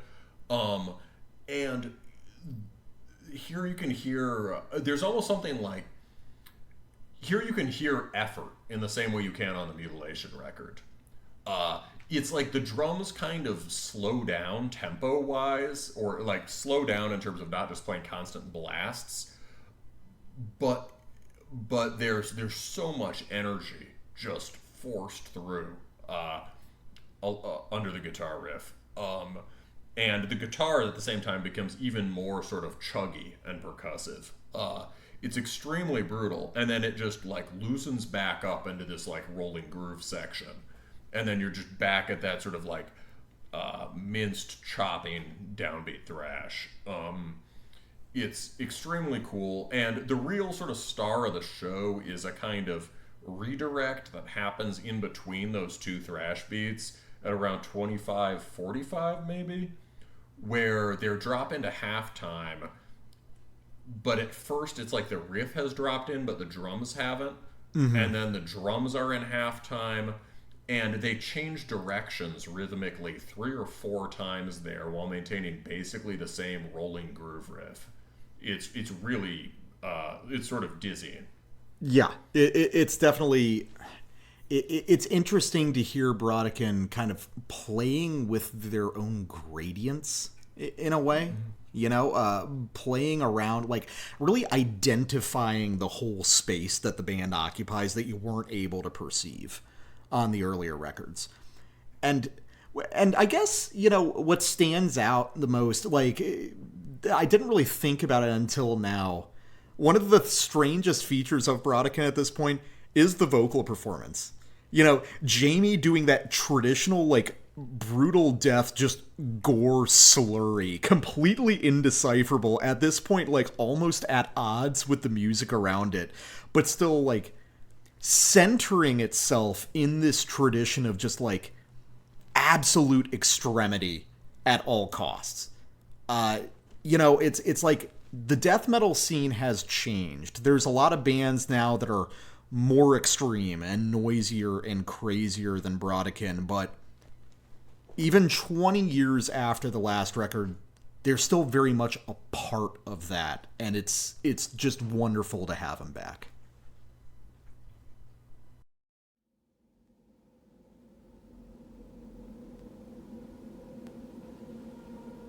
I remember the first war, the way the sky burned, the faces of angels destroyed.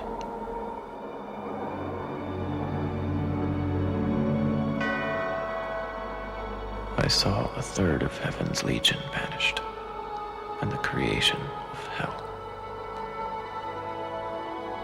I stood with my brothers and watched Lucifer fall.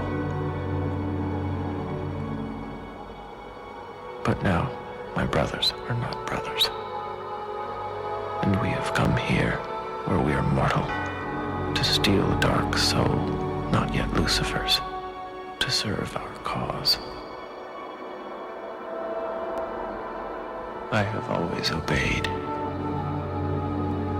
but I never thought the war would happen again.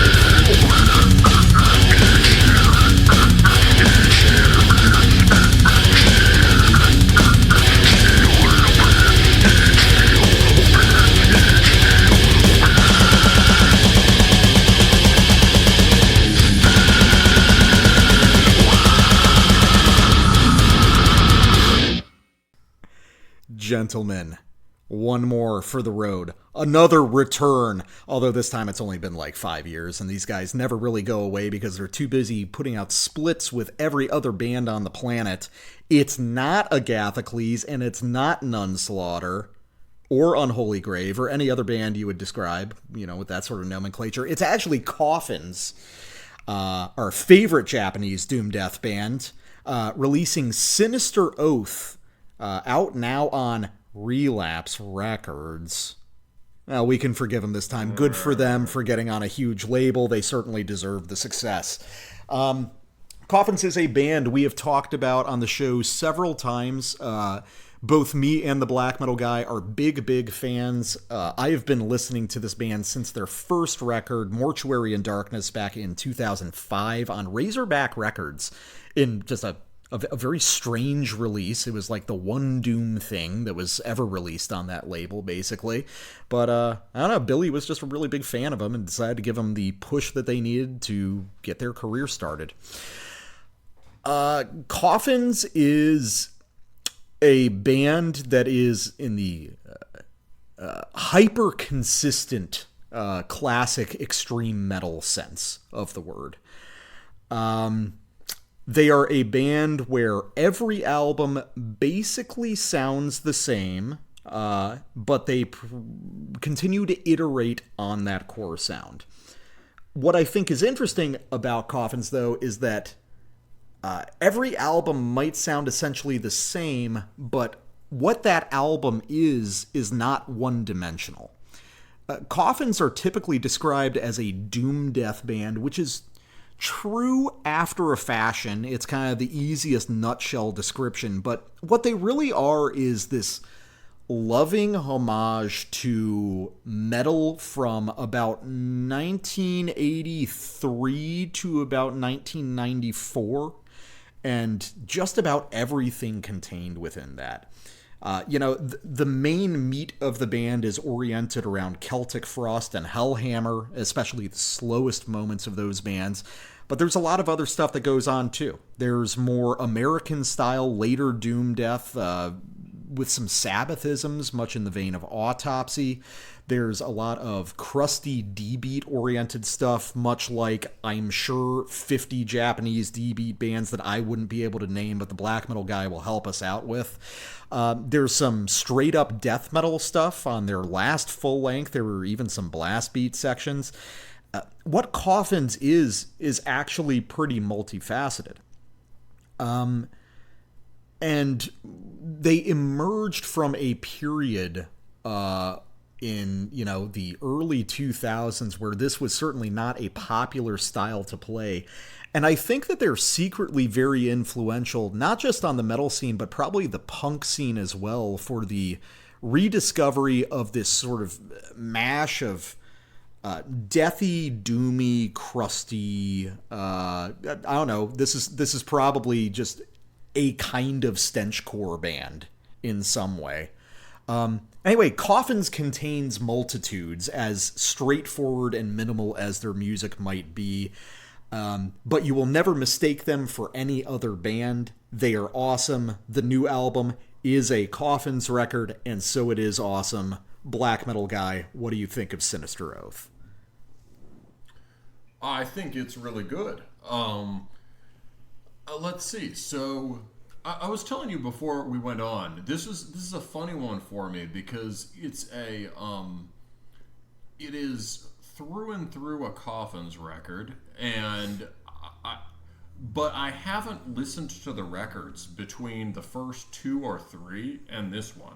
Mm-hmm. So you've kept me posted. You've been like, hey, black metal guy, yeah, Coffins is still great. I'm glad to hear it. I mean, I send you a postcard every now and then from Tokyo, and I'm like, Coffin's still banging, man. Yeah, and I'm just like, good, awesome. I mean, you wouldn't really expect anything else, right? But so hearing this and then comparing it, for me, Coffins is always those first 2 records with the iconic covers, right? I am planning to get Mortuary and Darkness, the main figures of that cover, tattooed on me at one point. It's a favorite of mine. Right. And for me, getting into death metal and black metal from more punk and hardcore stuff, those early records were one of those... That was one of those times when I felt that, oh man, I'm really in it now thing, right? Coffins has, in some sense, because of their close tie to punk, if they aren't just the slowest D-beat band ever, they've always been a cool death metal band. Well, that's real quick sidebar. Because you would know this better than me. Has Coffins been picked up on in any sense by the punk scene proper? Okay, I think the Coffins punk thing we'll get to in a second. Let me just do this little story time first. I mean, it was like, basically a band like this could get away with having album covers that don't have monsters looming menacingly over mutilated ladies, but they did. Yeah, I mean, they're on a bigger labels now, and they've kind of had to clean it up. I think I imagine they've been nudged, but those first 2 records have these iconic horror covers of, just like zombie looming over woman or demon looming over woman, and that was really, to me, that was all the kind of like classic gross death metal album cover that I would have expected, and maybe as a kid coming up in the punk scene, kind of like had some aversion to. Mm-hmm. But with this, it was just like, oh shit, this is the real shit. Yeah. Right? And those covers are so awesome. And they have a trace of... You've said that one member of Coffins was at some point a manga artist. Yeah, I believe it's the guitarist. I'm not 100%, but I read it in an interview a long time ago. So those two records are a kind of monolithic opening statement. And if you go back and listen to the music there, it makes this record seem refined. There's much more of an emphasis on D-beat, but D-beat slowed down as much as you possibly can. So slow, it's probably an E or F beat at this point. And if there was and that's sort of alternating with crushing doom death. And as you said, the most basic template is Hellhammer and Celtic Frost. But if there's anything more recent in the background for Mortuary and Darkness or Other Side of Blasphemy, it would be Winter. Right? Yeah. Winter with the... Everyone knows the best parts of Into Darkness are the D-beat parts, and Coffins just realized that and took away the flanger and upped the D-beat. So just behemoth lumbering D-beat with extremely chromatic interval choice and riffs that kind of spill over the one phrase sort of spills over into the next without changing notes in a way that actually links it back to the Mutilation record. But basically, in some ways, very much a crust band, but with a distinctly death metal writing. So listening to Sinister Oath next to those is much more of a death metal record. And it has the explosive quality you would expect in classic early 90s death metal.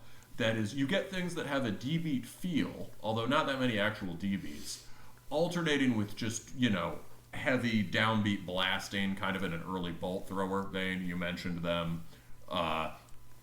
And more extended passages of the Doom Death stuff. I can totally see, though, how it comes out of their set of obsessions. Now, for the Coffins punk thing, have they been picked up on in the punk scene?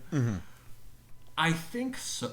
I mean, honestly, I wish I had heard more of an influence from them in hardcore. I just feel like they would be naturally a cool metal band for punk guys to listen to. It just seems like... And they just seem aesthetically so attached to the punk. I mean, they've done plenty of splits with sort of punk and hardcore bands, and it just seems like it would make sense. Yeah, they did a split with the Stench band Stormcrow, for instance. They are liked in the punk scene. I haven't heard much modern D-beat that approaches the sort of tectonic heaviness of those first couple records.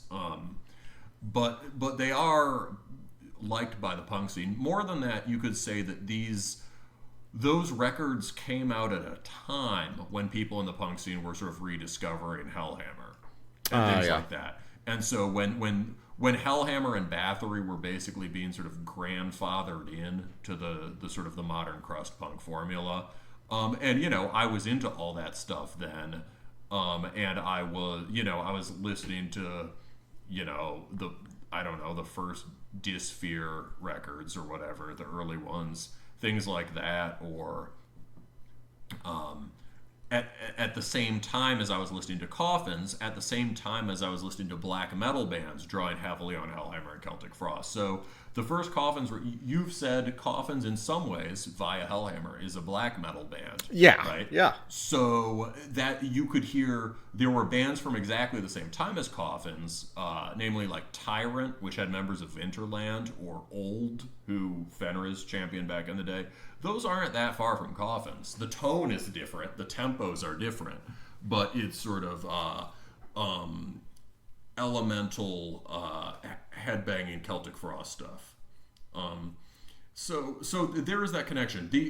You really could say that Coffins is a death metal band, and it's a crust band, right? It's you could say it comes directly out of the Japanese, not just Japanese D-beat, but also Japanese bands like Jism and Zuo, which are more metallic than D-beat proper.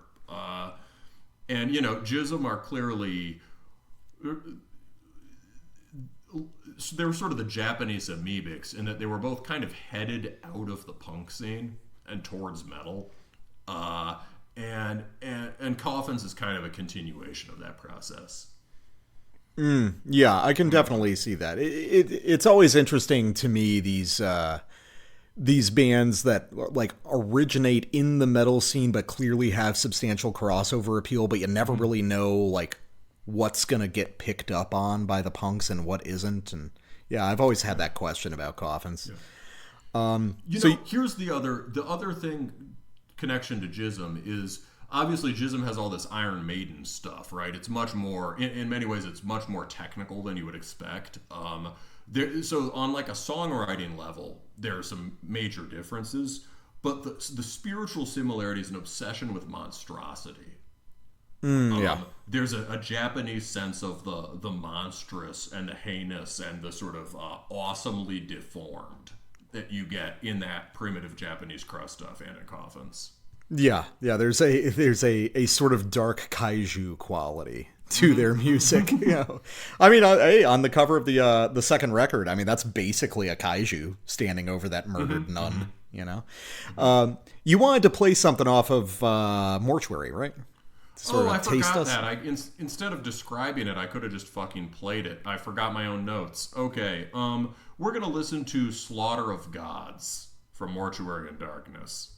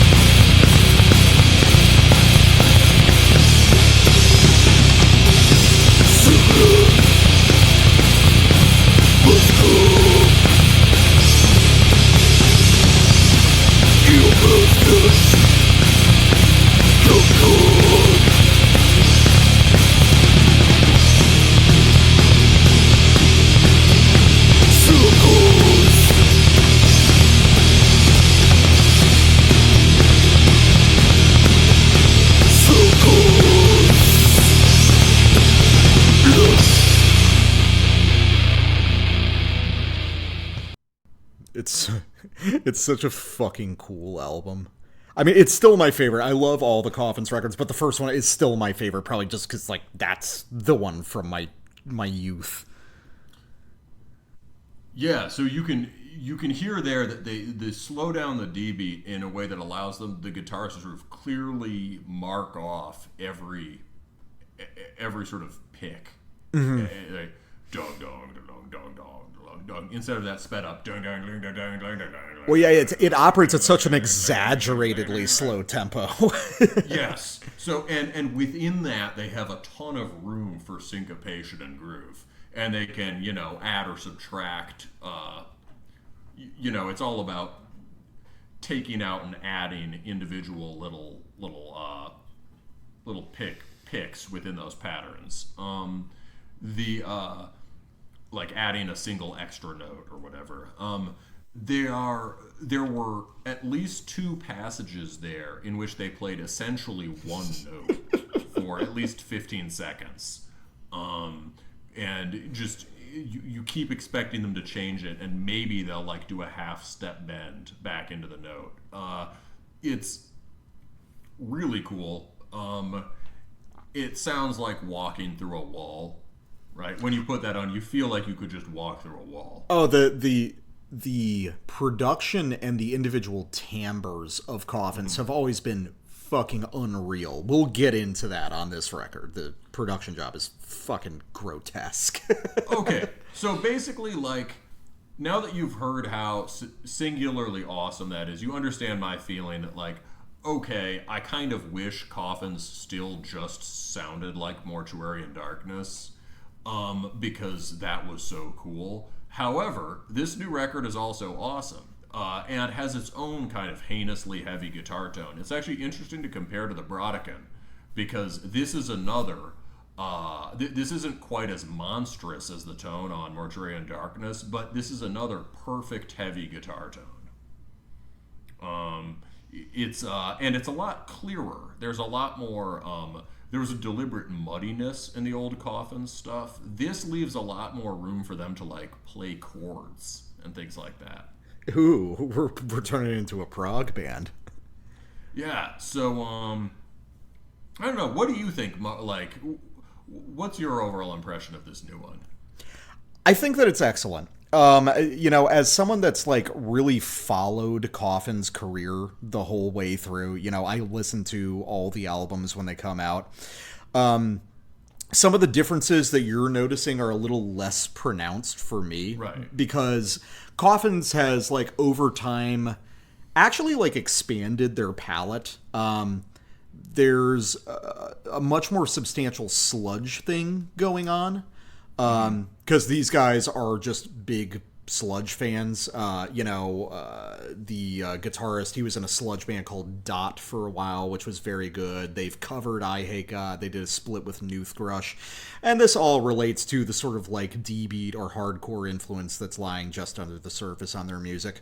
But I also think that they've really expanded a lot on their more pure doom palette, which the most extreme and minimal doom stuff off the earliest Coffin stuff is awesome, but it's incredibly spare and minimal even for primitive doom death.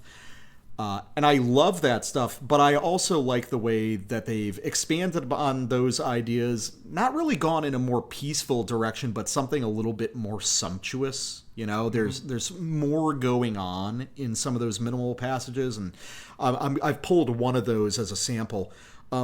Overall, I think Coffins is a band that probably couldn't do a bad album if they tried. I think that they have such a mastery of this style, and moreover, just such a... Coffins is a... The other day you were talking about the idea that some people have advanced of like Satanic Warmaster being the world's greatest black metal fan band. Coffins is like one of the world's greatest just metal in general fan bands, I think. Yeah, the spirit of Coffins is one of a tremendous respect and appreciation, as well as joyful enthusiasm for all of the classic records they pull material from.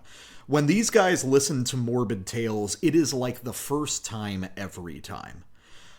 And with that, and with the amount of work they've put into iterating upon this style, you get something that's sort of like the peak of craftsman's music to me. This just atomic level attention to detail and the idea of infinite possibility within these classic records that we might take for granted. I think that it's really good. I think that it's a great Coffins record. Where does it stack in their discography? Fuck if I know, man. When I want to listen to Coffins, I just pull up Spotify and I just put on a Coffins album. I don't really need it to be one or another, because as we'll get into it, every Coffins record has the same songs. You're just listening to different versions of them. So I don't know if I have...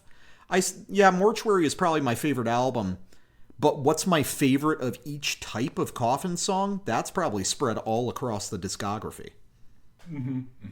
Case in point, what's the take on Slaughter of Gods now? What do you mean? Oh, well, your first sample. Oh, yeah. It was such a nice segue too. I was no. I was like, oh wait, I thought we were talking about the new album, not the It's yeah. Right. Okay. Yes. So the I wanted to compare Forced Disorder to Slaughter of Gods. You're gonna have a somewhat similar. You could argue that the first full track on the record, Spontaneous Rot, is a closer parallel. But I think this shows the differences between old, primordial Coffins and new Coffins more clearly. You're going to start with a sort of jammin' slow intro riff and switch to something more driving and D.D.D.H. But in this case, we've got some triplets. Ooh.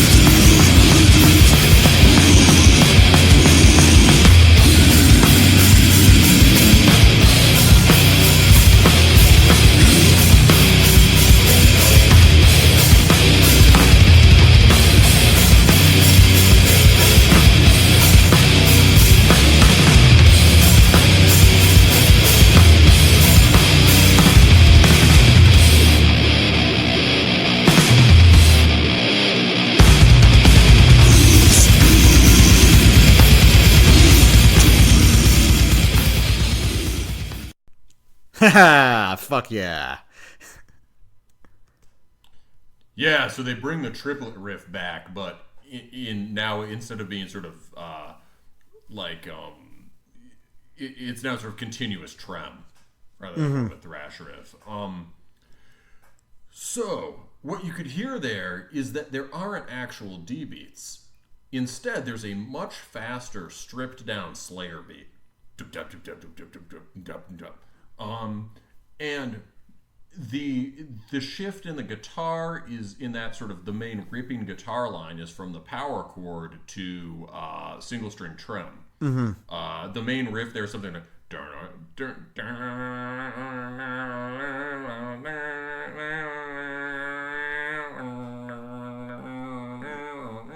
yeah, this is like more oriented around like the first couple Obituary albums or something almost. And the Swedish Obituary. Not your favorite band, but I feel like Grave is all over this record. Oh yeah, I could see that. Well, these guys did a like a 7-inch split like tribute to Grave at one point, so I'm sure that's huge for them. That makes sense. And that riff in particular sounds like the Hating Life off the first Grave record. Oh, okay. Yeah, I can definitely see that. I know you're not a huge fan of Into the Grave, but they did a weird thing where after that they just got slower. And And those have never been my favorite because they're on the slower side. But you might like the later Grave stuff better. And it seems like Coffins draws heavily from both the first sort of up-tempo, more ripping, obviously loosely Discharge-inspired Grave stuff at the beginning, and also their Doom Death material. That makes sense. I imagine Coffins are connoisseurs of the most, like, primitive and deliberately retarded reaches of every scene. Yes, exactly. Yeah, no, that's cool. And it's, yeah. But it is interesting, comparing that to Slaughter of Gods, because there we're talking about the idea that I sort of hinted at, that, like, Coffins is a band that works off of archetypes of songs. Mm-hmm. And you are continuously listening to different versions of these same songs present on basically every album. So the question isn't really, do you like Slaughter of Gods? It's, what is your favorite take on Slaughter of Gods? And I bet big Coffins fans have their answers to all those. For me, it's actually the one off the last record, the opener on Beyond the Circular Demise, called Terminate by Own Prophecy. That's my favorite Slaughter of Gods. Nice. Yeah, it's very interesting to hear a band sort of like work so deliberately in that style of like doing the new versions of these tracks all the time. Yeah, and I think also like I think people should be able to hear where the energy on the old stuff was sort of lumbering and inexorable. This is comparatively explosive, right? You've got the driving parts really rip, and they're sort of high contrast shifts in tempo, where you get things that sound like a stench breakdown or anything like that, then moving back into the faster material. Yeah, there's a real good sense of pacing and like making music that is very moshable even when it's very slow. Mm-hmm. Speaking of slow, Coffins,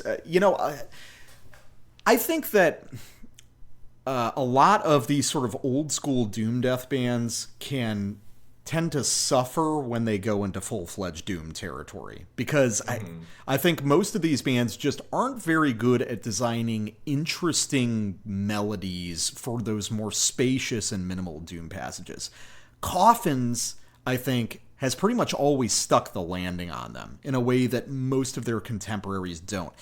And I'm not exactly sure why, because they are operating melodically very within the established playing field of the style.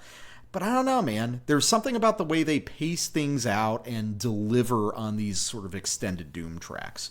So I want to go to the title track, Sinister Oath, where, to listen to stuff like that necessitates a certain amount of patience.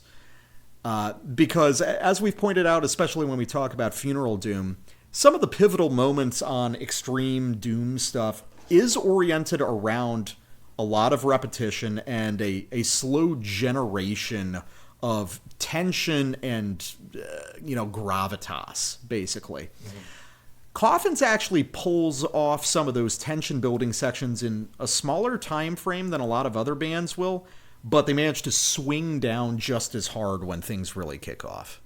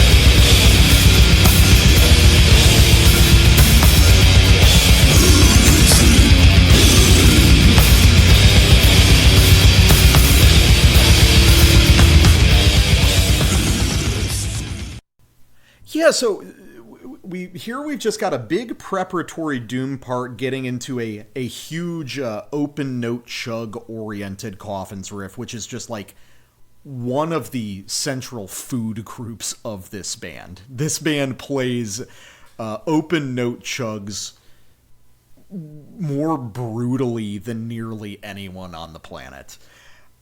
So what makes that opening Doom section so good? I think it's just a matter of attention to detail. There's actually a lot of subtle stuff going on. The bass is playing around a little bit, and there's sort of meta-rhythmic ideas that are occurring.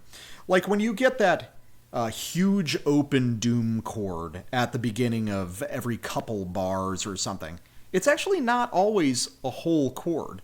Sometimes they're just playing the open E on that, and every other time they're playing the full, like, 3-string power chord. It's these little augmentations, the way they're able to stack up these intensifying features here and there to build something much more elaborate than just, like, the base material would typically allow for. Because, I mean, everything you heard there, in that opening Doom section could be a particularly stately Autopsy song. But Coffins has been doing this for a really long time, so they've found ways to accentuate it that I think are really interesting, even as minimal as it is, and even as many versions of that idea as I've heard before. And then, obviously, getting into the main riff of the song there, I had a conversation with Kevin from Graveworm one time. Are you familiar with them? Sort of a Celtic frosty black metal band from Virginia. Graveworm. Oh, yeah. Yeah, Graveworm with a U. Yeah. Mm-hmm. Kevin played near me one time, a few times back in the day, and I was talking to him, and he was talking about the idea of, like, doing that kind of music. And he said, I've done a bunch of albums with Graveworm, and at this point he's done fucking probably 24 more. And he said, what people don't understand is when you're doing these kinds of Celtic Frost riffs, you run out of them pretty quickly. And then you have to start making really complicated versions of them to keep making new riffs. And they might sound very simple, but he's like, yeah, watch me on stage. Some of this shit's like way harder to play than it should be. And I think Coffins is sort of entering that phase of their career. As we'll hear on my next sample when we get to it, they're starting to have to make pretty weird versions of some of these riffs to keep new ideas flowing. Celtic Frost at this point has been contorted in ways that the original band never could have imagined. Yeah, so that single string chug thing sounds incredible. I've honestly got to retract something I said earlier. This isn't just like a good, polished, heavy tone. This sounds just as brutal as Mortuary, just in a different way. Mm-hmm. There's a lot more sort of trebly bite in this sound, which I appreciate. It's very full. Yeah. Yeah, and there's a nice... You get that particularly in the palm mutes there. It's... I don't know. And anything else I have to add to that would probably just be like, even on the sort of sprawling Doom riff at the beginning, they sort of contract the tempo toward the end of the riff. There's this initial drawn-out chords with some slow arpeggio embellishments, and then at the end you just get this that happens on like twice as fast of a frequency. Mm-hmm. Even just that makes it more than a sort of plodding riff. Yeah, there's an interesting sort of breathing effect to that. I'm guessing these are guys that like don't record with click tracks because they have these very subtle, kind of nuanced pacing things that they're doing just from jamming these things out a lot in the practice space. And I think the other thing I thought of when I listened there, in terms of that huge open string chug riff, is just those sorts of sections, the really crushing down-tempo sections, I think are the center of gravity on this record. Like, I would argue that on the earlier stuff, like Mortuary, it's the D-beat tracks like Slaughter of Gods that are the centerpiece, the quote-unquote fast ones.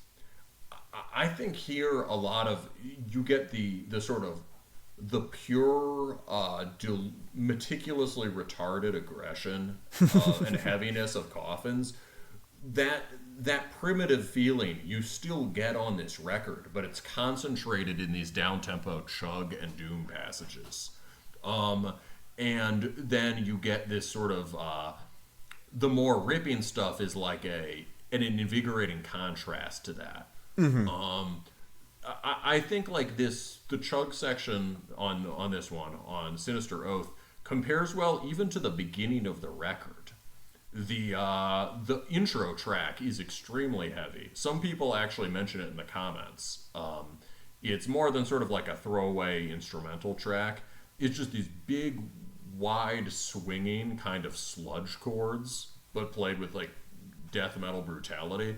And it's incredibly cool to just hear them let those chords swing in open air and then figure out where the drums fall once the drums drop in under it.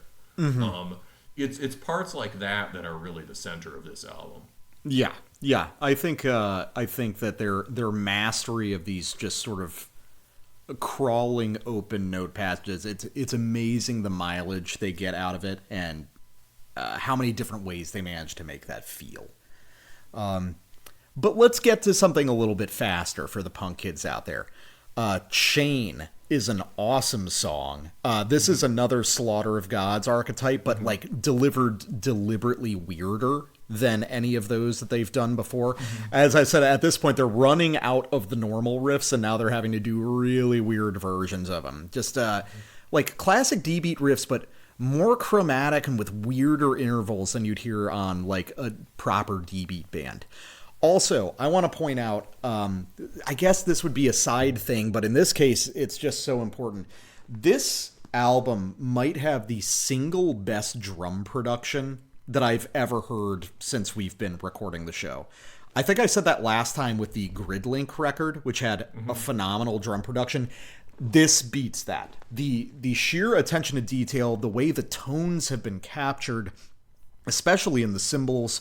I was so impressed hearing like just the capture of the hi-hat on this record is unbelievable. Listening to that shimmer of the two hats brushing against each other on half-open hi-hat strikes is unbelievable. This song opens with a solo drums-only D-beat passage. Enjoy the rest of it, but pay attention to that and listen to just how exact and delicate all the recording of that drum set is.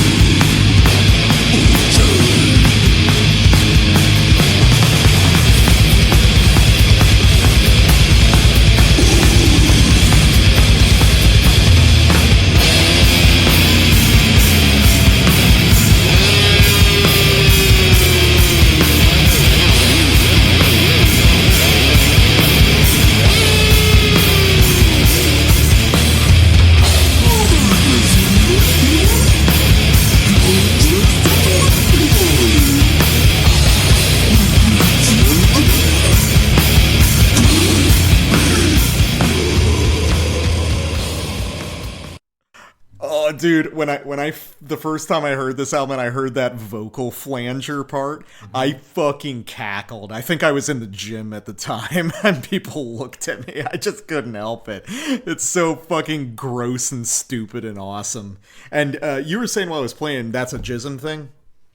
Yeah, that's like Sakevi's vocals. He has, crazy sort of echo on them. I wouldn't put it past him to use a flanger. And the sort of theatrical, you're doing a harsh vocal, but it's more than just growling or you're kind of, you're making a weird monster voice. It's totally the Sakevi monster vocal with the same kind of industrial sample-based noise weirdness to it. And the stuff the guitar is doing is of a piece with that too there.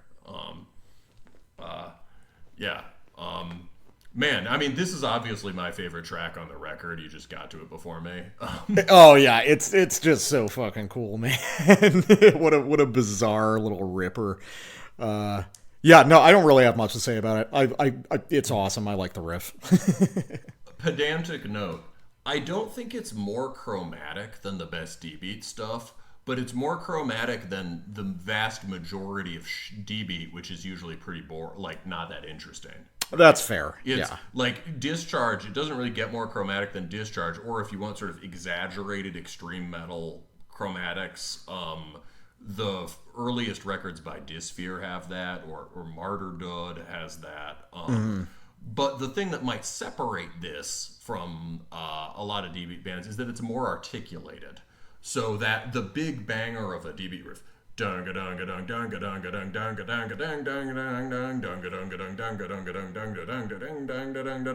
they're always dropping back down to the root note in a kind of almost pedal point way that makes it more like a thrash riff and more like a really slowed down Entombed or Dismember riff. But in a more sort of but like it's heavier because it's not because you can hear all of the jugga very clearly. Yeah. And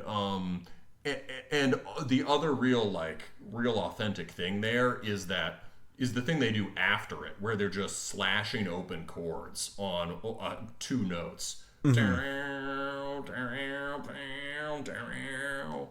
That stuff you don't hear in metal bands a lot, but it's very authentic sort of punk DB guitar playing. Yeah, it's sick. I love the sheer lack of effort in the drop from the DB into the chug. It just, you're in one of those suspended slashing open chord parts, and they're just like chug, chug, chug, chug. Yeah. There's not even, it's just like root note. Fucking get it. It's no, and I don't mean lack of effort in a bad way. I just mean doing the reptile brain thing that everyone else thinks is too obvious. Yeah, I feel you. All right, so now we're going to Domains of Black Miasma. This is the last track, and this is like I think this is the closest I've heard Coffins to doing something like really epic sounding, which is unusual. And I don't have anything complex to say about this. I guess I like the riffs.